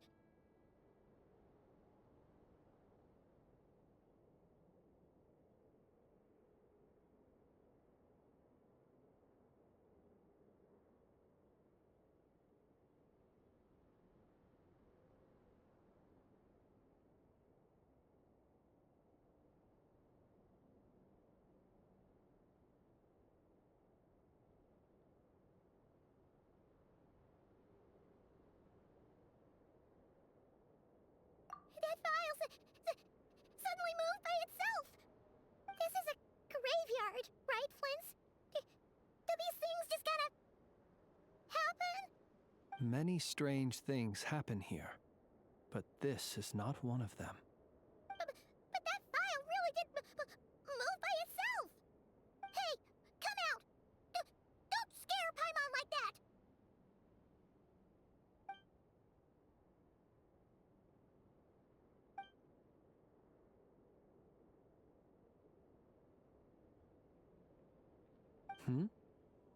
Wild Hunt Phenomenolog? Hey, another file's moving! Are we being given hints?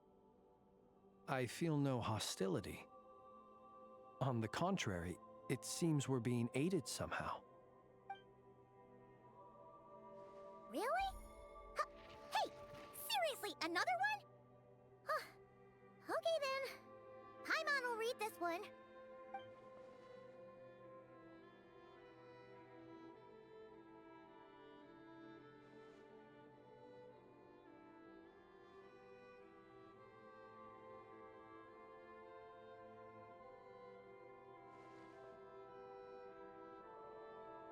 Phew!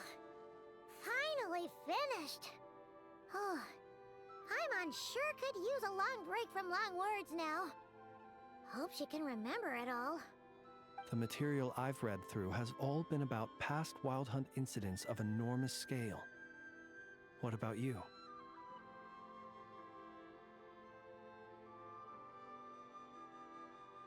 Paimon as well. Guess that makes 3 of us. Whatever this is, it seems to want us to notice something. Let's bring our files together and give them another look through. All right. Paimon will go fetch hers. All these incidents look pretty different. Wait. I've noticed something. Before the occurrence of these huge Wild Hunt events, a smaller scale one would erupt in the exact same location. And look. All these smaller scale Wild Hunt site reports share a common outcome. They'd be detected, but would go inactive before any forces could be sent to deal with them. They could then be sealed directly using a tide seal stone. But why?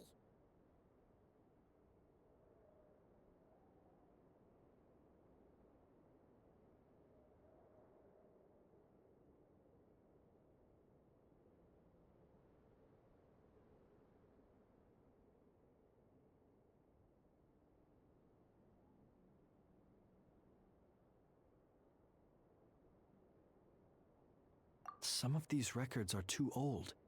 I doubt he had regained the ability to act freely yet, or we would have met long ago. And here's another similarity. Kuvaki in nearby soil completely drained. Could this be important somehow? Kuvaki and the Wild Hunt are mutually opposed forces. We Lightkeepers previously believed that these small Wild Hunt sites would temporarily go inactive due to being neutralized by the Kuvaki present in the soil.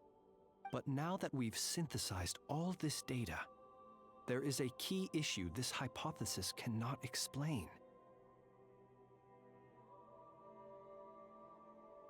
Indeed. Despite the name, I would not call a tide seal stone's sealing powers watertight exactly. But for it to fail and the situation to deteriorate in such short order. Paimon feels like she's almost got it.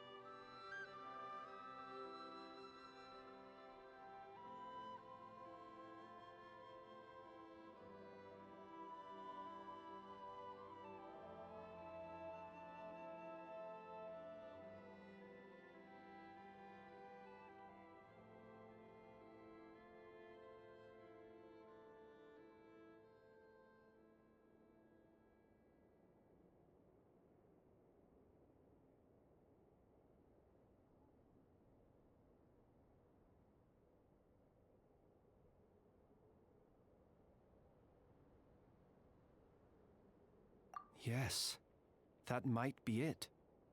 It could be that when Kuvaki and abyssal energies meet, the stronger side will suppress the weaker one.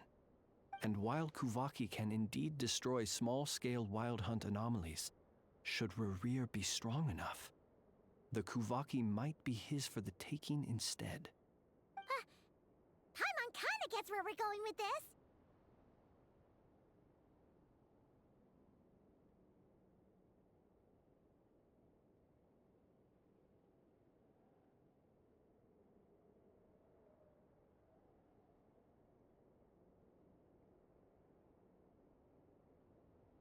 What are you referring to? Oh, we had a real close encounter with the Abyss in Netland. It's a force that tries to taint everything. It's hard to explain in detail, but basically, your reasoning makes sense.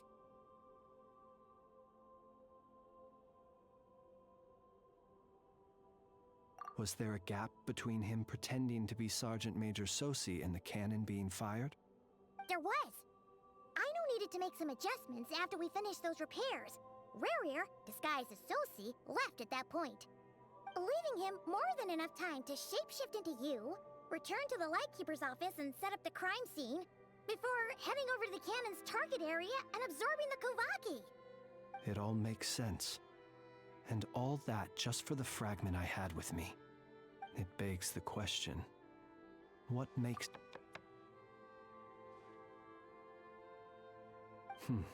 That's odd. We shouldn't have any guests. I'll go take a look.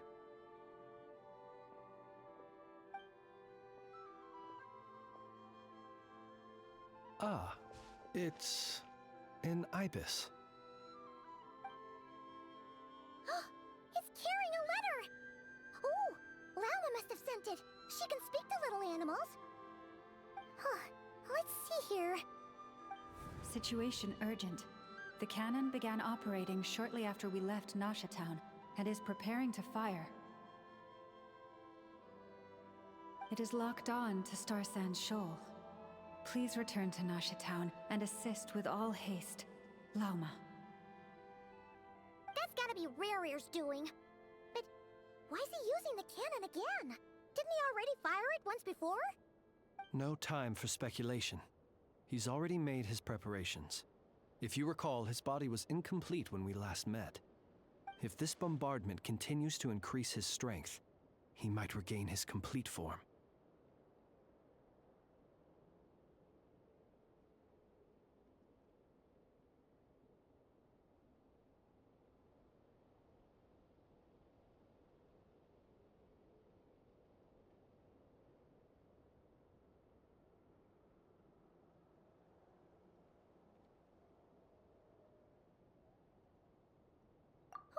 What should we do? There's no way we're getting back to Nasha Town in time. Let's go to the cannon's target site.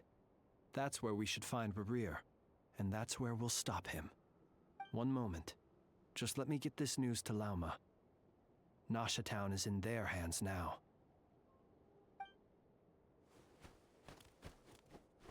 Go! Fly! Not a moment to lose!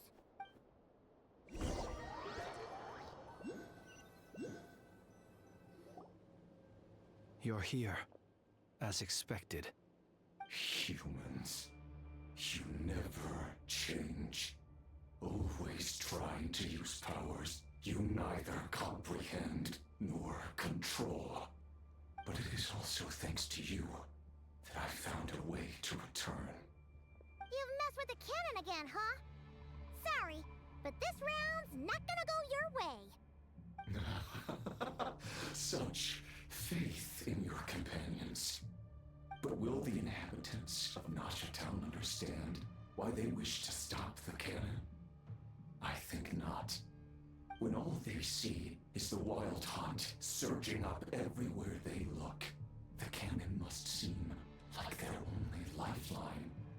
This is the truth I have revealed to them. They did this all of their own volition. The zealous worship of power leads only to annihilation of equally zealous proportions. True power does not heed the commands of the weak. You were waiting for us to leave Nasha Town then. Of course. I imagine the one you call Aino would have managed to stop the cannon otherwise. Shame, then, that you proved one step too slow. In their folly, the townspeople will bar the path of all who seek to stop the cannon. And your kind-hearted, weak companions have not the stomach to deal with them. The cannon will not be stopped now. Well, sir, you look most pleased with yourself. In that case, before you put us out of our misery, I would like to ask you a question, if I may. See this fragment? It once haunted your dreams, but now it seems useless to you. What is it exactly? That is my corpse. Sorry, what? My body was once torn into countless pieces and hurled into the swirling chaos of time itself. But even so, my life and will were not extinguished. Every last fragment calls to me. Sooner or later, they shall welcome my return. What are you even saying? Huh. So the terror of the Wild Hunt was in fact caused by scattered pieces of your corpse. I guess they don't call you one of the 5 sinners for nothing. Serendipity guided the fragments to construct an incomplete version of myself, upon which I began collecting more within Wild Hunt sites across the land. But each time, the fragments I obtained were hardly worth mentioning, while that which you hold in your hand was my heart. So that's why it responded so strongly to you. Only by retrieving this most critical piece could I gain mastery over the turbulent Kuvaki energies and be fully reborn. Hence, you fired that first shot, hoping to regain enough power to seize the fragment from me. Are you completely crazy? Weren't you afraid of dying? Dying? Such power has no hope of killing me. It may destroy my form over and over, yet always I rebuild it. It may smash my flesh and crush my bones thousands of times and more, but that is of no consequence to me. What truly infuriates me, however, is how you've destroyed my heart.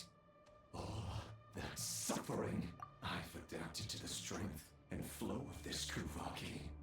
The next cannon shot will multiply my strength immeasurably. It will not be a full restoration, no, but it will be more than enough to destroy any in this world who stand in my way. Still, I suspect the Kuvaki will have rendered you down to nutrients for my consumption well before you have the time to kneel before me. Traveler! Behind you! Look at that light!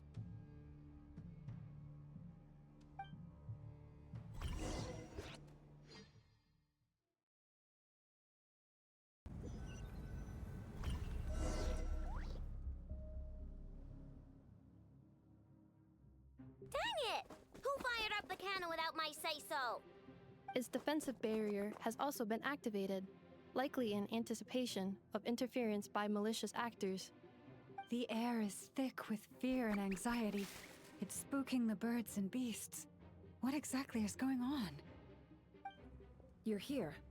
Looks like this was all part of Rarir's plan.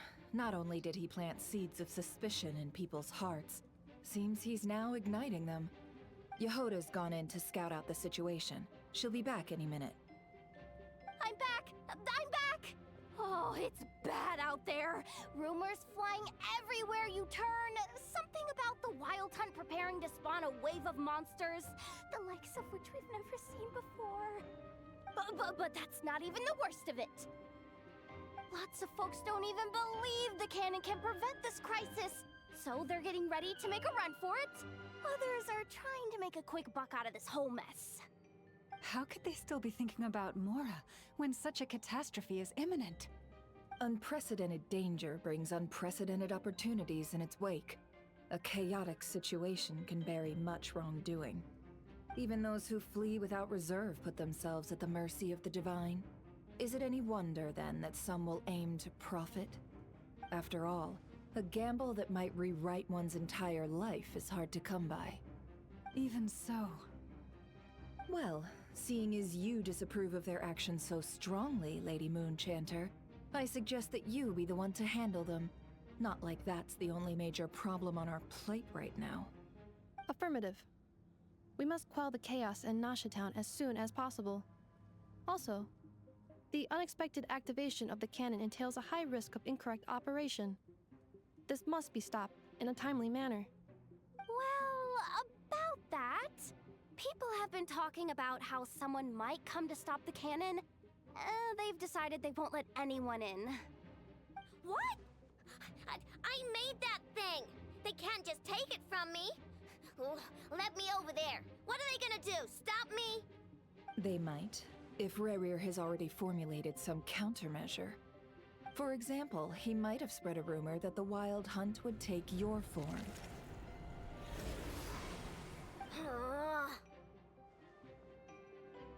Possibility high. If they view the cannon as Nasha Town's only hope, they are likely to conclude that anyone who tries to stop it must be with the Wild Hunt. We will face strong resistance, but they're just ordinary people. Brute force must be avoided, if possible. There's no time. Let's go into the town. I'll find some way to calm the townspeople. You find a way to stop the cannon.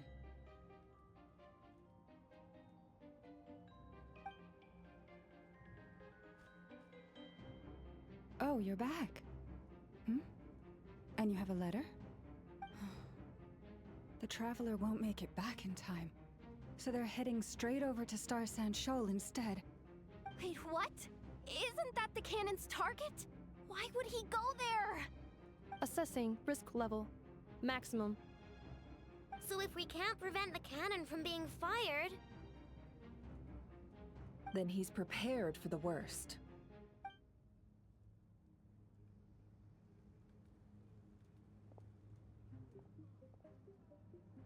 And we must ensure that his trust in us is not misplaced. Let's go.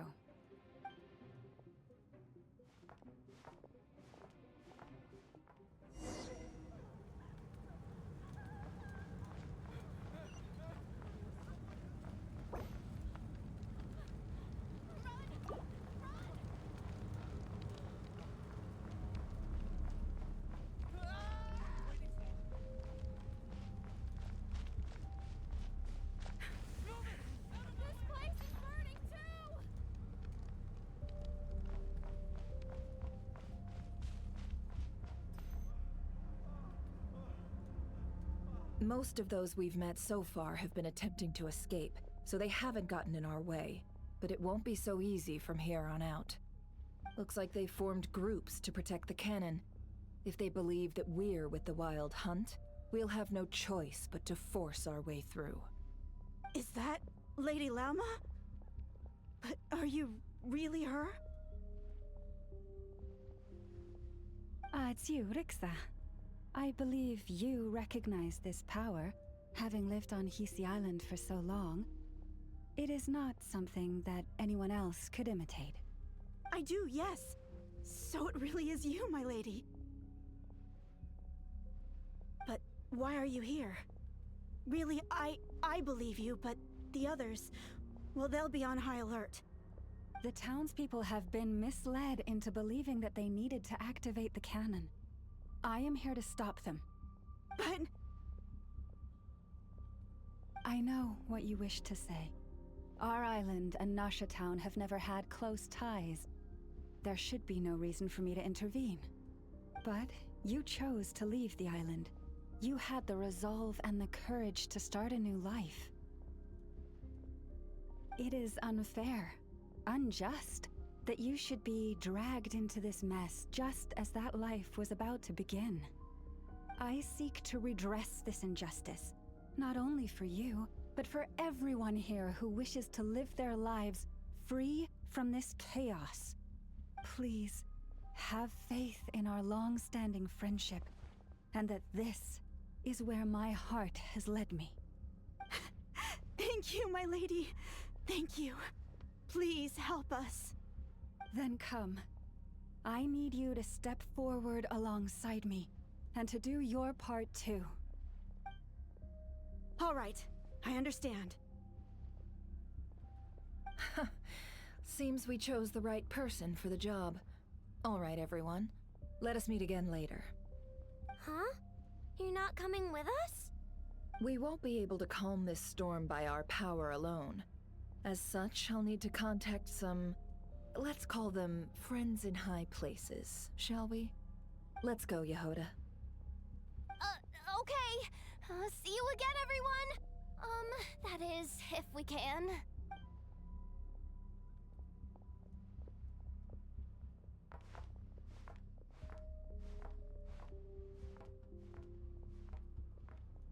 Remember these words. The road shall be paved with truth, and we shall pave it ourselves. It's you, Lady Moonchanter. It's her. Everyone, it's her. You're right, my lady. At times like these, we must rely on ourselves.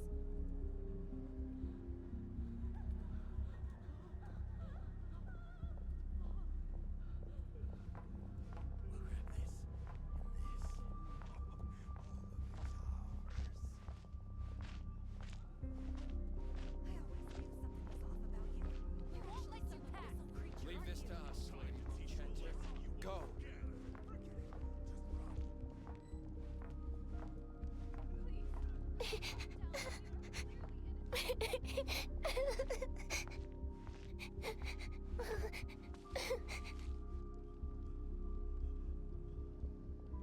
Lady Moonchanter, there's a child here! It's all right now. Go, quickly.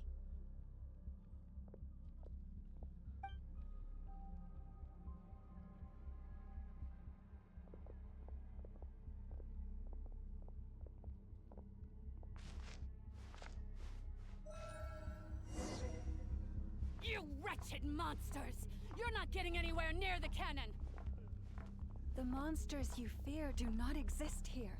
The madness you have fallen to has been the source of untold disasters. You think we had a choice? Destiny is no excuse for greed and destruction. The choice has always been yours to make, and it remains so, even now.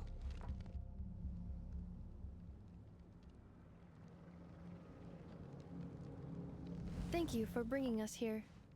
We can quickly overcome the barrier by going upward from over there. The cannon is all yours now. Got it. Thanks, Lauma. Inefa, give her a crunkake. Orders received and immediately deferred. Departure takes priority. Please, everyone, listen to me. I will not deny that we hold different beliefs, but in the face of the immense threat that hangs above us all, we must persist in trusting one another. Otherwise, rifts will surely form, prized open by those who harbor ulterior motives. If your fear is born of helplessness, if you flee because you know not how to fight, then follow me, you who are lost. I am no god, but so long as we hold our candles steady and unite beneath the same moonlight, no deception or rumors can be concealed from us. Let us resolve, then, to defend ourselves, and to stand firm against the false illusions by which our foe seeks to beguile us.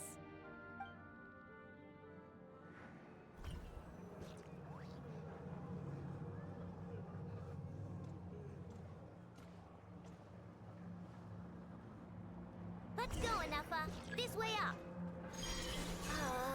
This is making me dizzier than I expected. Adjusting route. Make ready.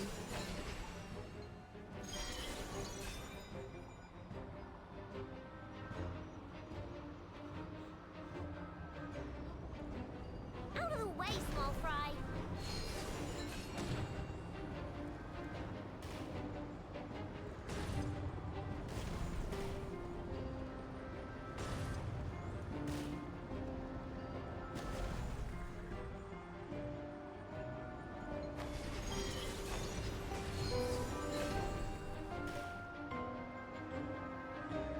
What happened to the path? Track missing. Fall imminent. Come on, come on, come on! Get out of there! Whoa, nice! Preparing barrier breakthrough. Brace for impact.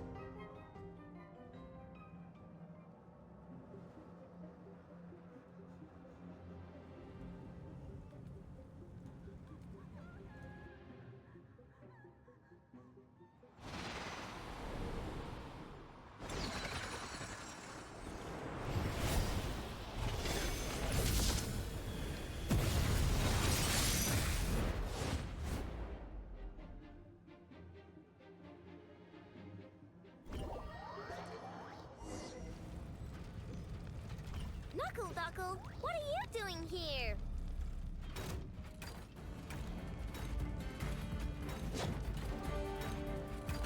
Wing Dun Weather Bomb! Good luck! Ultimatum protocol.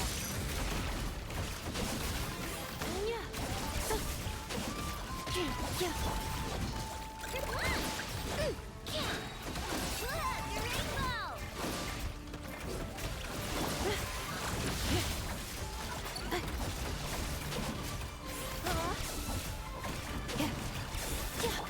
Good luck!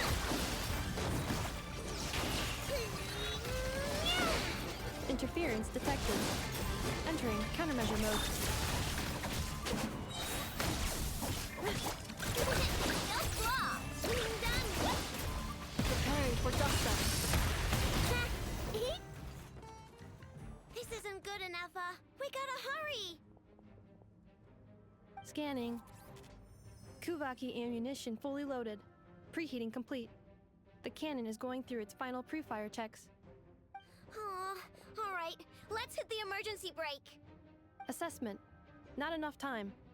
Emergency brake will cause internal explosion of stored Kuvaki. Damage assessment. Incalculable. Nasha Town likely to be blasted skyward. No, I mean a manual brake, the primitive kind. A manual brake. Understood. Roger that.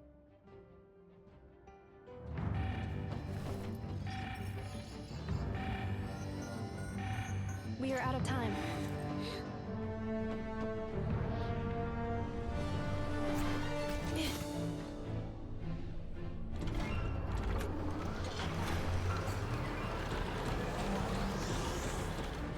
All your efforts have been futile. It is too late now. Perhaps you're right. Why aren't you running?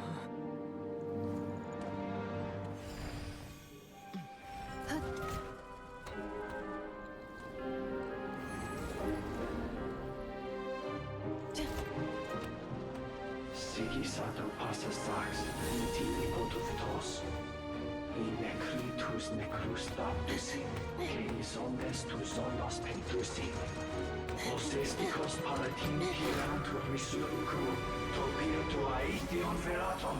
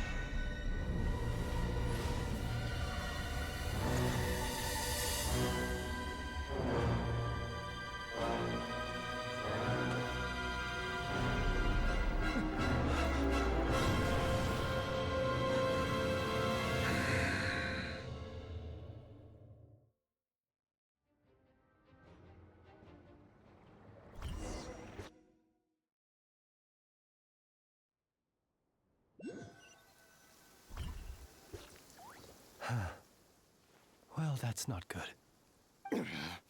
Sluggish, torpid. This body is a disappointment.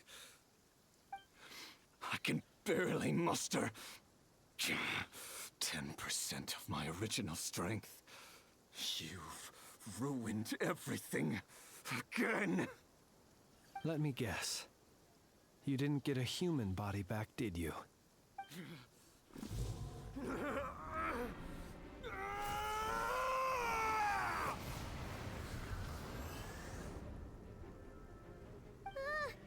What's with him?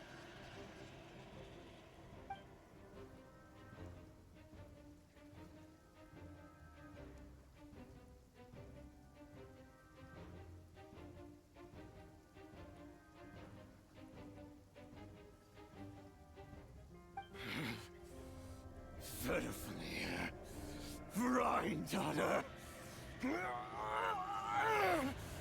Flinders.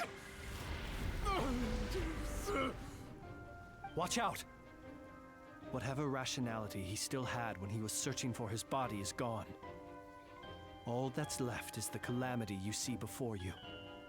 A monster fueled by nothing but his own obsession. Matters not.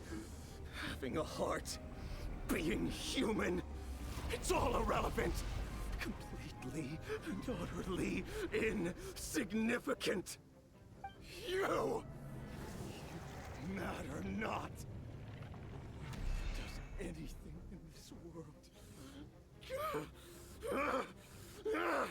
None of it matters to me!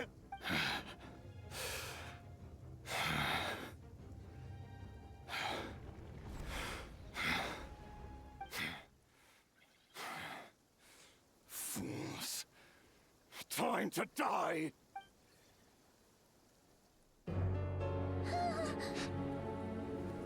You too have the potential to be driven mad by knowledge.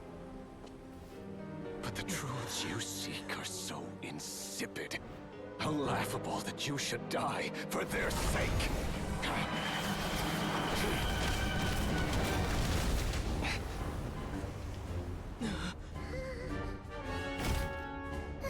You're wrong. The unknown is but a fog to be dispersed. Knowledge is the true pillar of the world.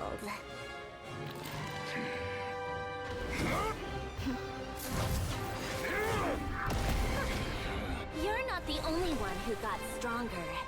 Polonia!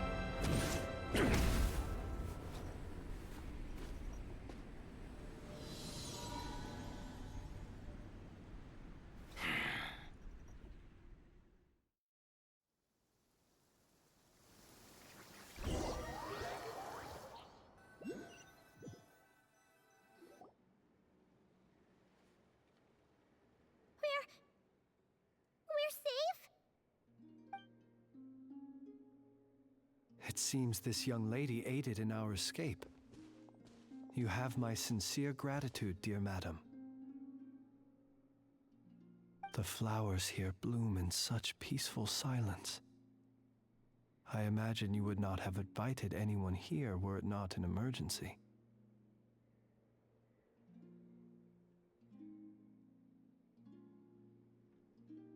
Oh? I take it that means you've been here before then. In that case, I count myself fortunate to be your associate. Columbina! What did you do that for? I studied his abilities inside out, equipped Polonia with comprehensive countermeasures. We were going to settle the score! But he still broke through, did he not? What? You expect a battle to be completely one-sided? I just didn't expect him to have no sense of honor whatsoever. Polonia would have been fine in a head-on clash, but battles just get chaotic. Oh, so you actually thought you could win. Have you been taking care of yourself lately? Your calculations seem to have deviated quite seriously. Perhaps you could try sleeping and rising earlier. Or you could adopt my previous recommendation and...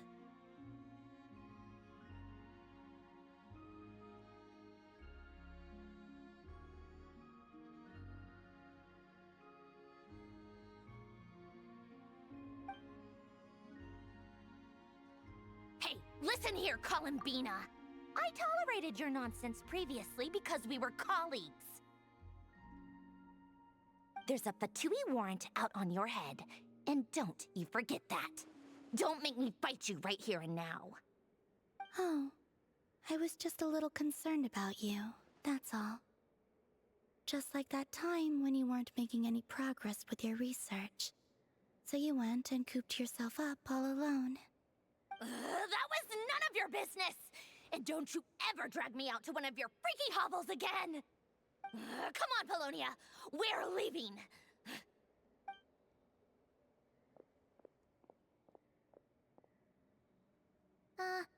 Well, anyway, thank you. I was worried about you, too. Not only because the remains of the Eternal Moon Goddess cannot fall into his hands, but also because you've done much for me yourselves. And then well, I brought your associate along for the ride, too. But that was as much as I could do. You're not afraid to speak your mind, miss. I like that. Please, call me Flint's. It is my honor to make the acquaintance of one such as yourself. Still, what do we do now? Rirer's gotten stronger again. At this point, it doesn't seem like we can beat him. We did block most of the Kuvaki, so I'd say we've put a lid on his plans for now at least. But we still don't know what his aims are, and he may continue gathering power. So we must be very careful. After you left, I could no longer sense his presence. That means it's safe out there for now, right? A question, if I may, kind Miss Columbina. When the cannon's Kuvaki beam was deflected earlier, I saw several bolts of energy streak toward Hisi Island, only to be blocked. Did you also have a hand in that? No. I see. Curious. Oh yeah, the cannon veered off course in the end, didn't it? Paimon wonders how Aino and the others are doing. Let's head back and check on them. In that case, Miss Columbina, I shall not disturb your serenity any longer. Thank you once again for coming to the rescue. Go now, all of you. Do not worry.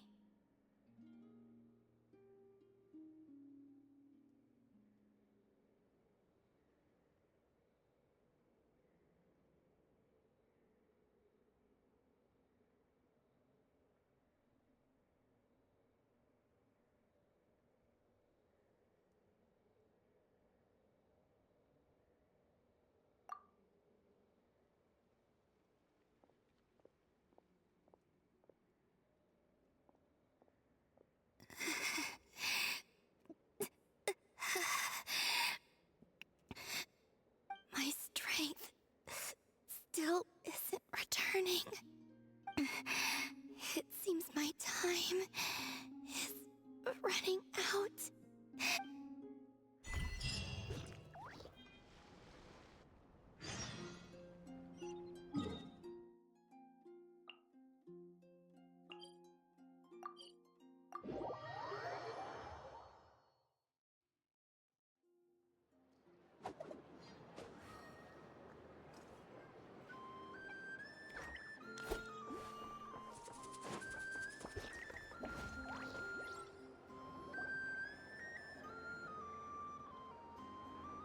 Fortunately, we were able to minimize the harm. Only a few townspeople were hurt. But the Reikir of Solnari has now gained a complete form, while we still know nothing about his goals. It seems we have done something akin to releasing a vicious Kukusaur into the wild.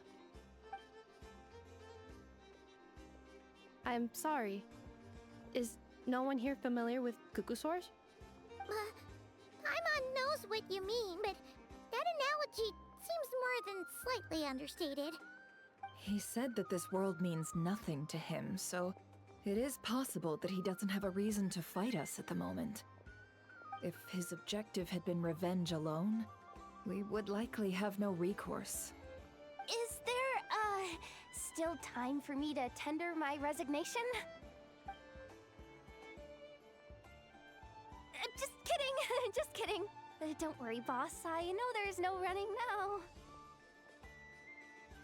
So my canon, my pride and joy was a hindrance rather than a help. You know what?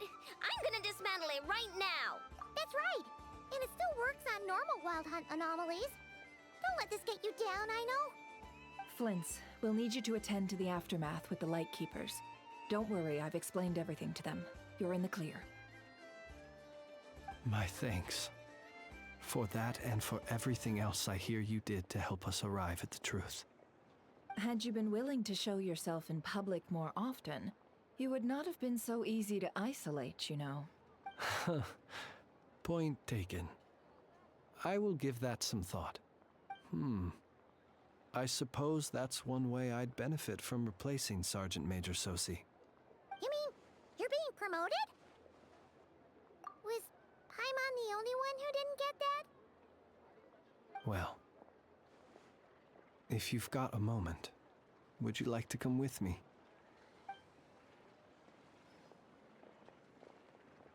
There's a certain gentleman I'd like to send off on his final journey.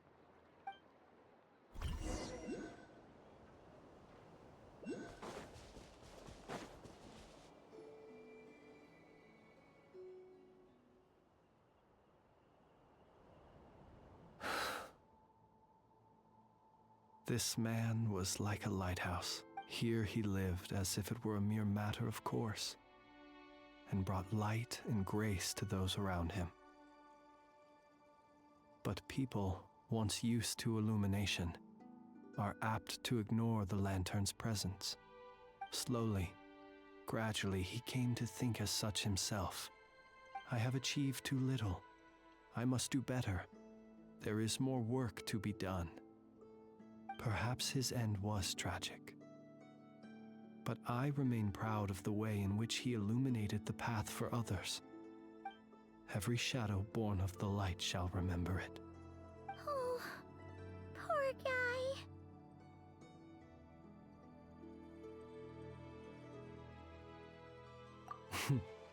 I've heard that one too.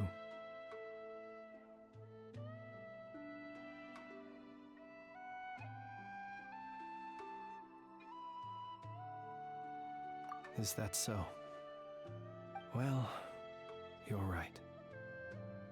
It may seem that our efforts were in vain, that Rerir achieved his goals, but we will pursue him to the last, even if the outcome is not what we wish for. It is not dissimilar to the role of a graveyard keeper. We do not seek to bring the dead back to life, only to grant them peace.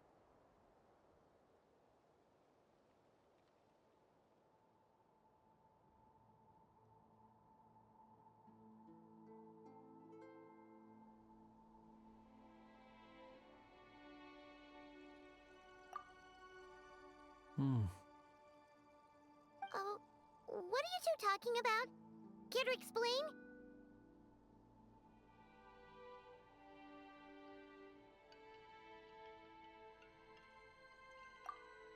Okay. Either way, the Lantern Fae is not playing the leading role in these final rites. Lightbearer, with your blood you have paved the road to glory and justice. Even as we hurry on, bruised and battered though we may be, stay a while and look back upon the world and all its love and hatred, until it closes its eyes in the depths of night, and a lantern lit for you alone flickers softly into life. Thank you for everything, Sergeant Major Sosi.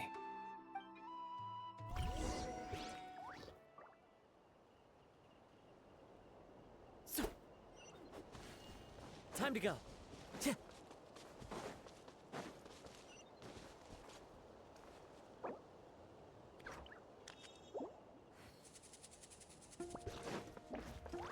Time to go.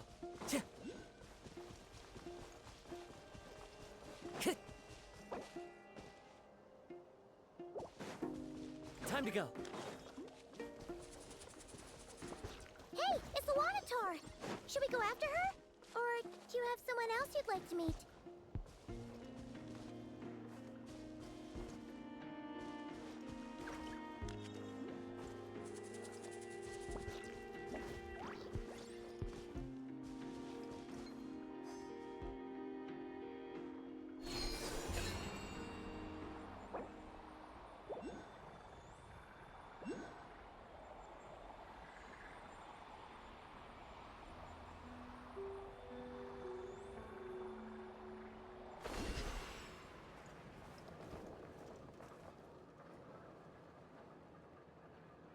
Columbina! What are you doing here? Was it not you who recommended such walkabouts to me? Yeah, but aren't you afraid the Fatui will see you? Zandrone seems uninterested in my capture, and the others are unlikely to risk making contact at all. They have more troublesome affairs to deal with.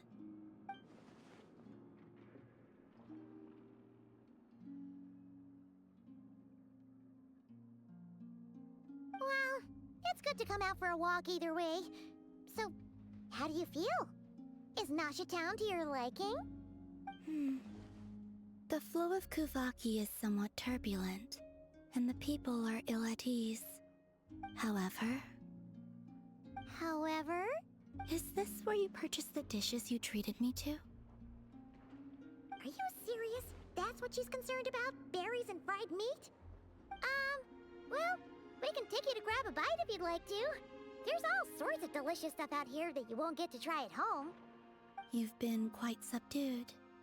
Thorny questions on your mind, perhaps? I could not gain any insight into his schemes, I fear. Now that he has donned a shape and form, selling his power short would prove a fatal error. But that power of his plays host to an obsession that borders on mania. I cannot say if that fixation is directed at the moons or at something else. Perhaps understanding the subject of his fixation shall prove key to repelling him in the future.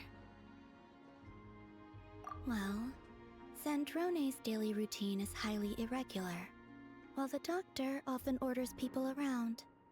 As for Arlecchino... Was that not what you were curious about? Well then, have you been to that experimental design bureau of theirs? That weapon will play a key role in the Tsaritsa's plan. That's what I've heard, anyway. And what plan is that precisely? Well, I cannot say I care. I could look into the Eternal Moon's marrow for you if you wish it so. But after our previous attempt, I suspect your spaceship has been intentionally hidden away. Perhaps someone has certain truths they wish to hide from you, or from others. And I doubt there are many who could accomplish such a feat.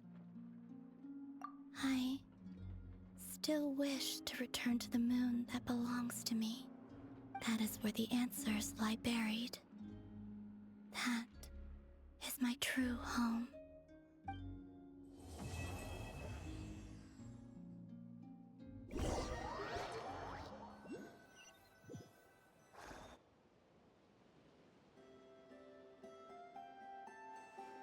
Interesting.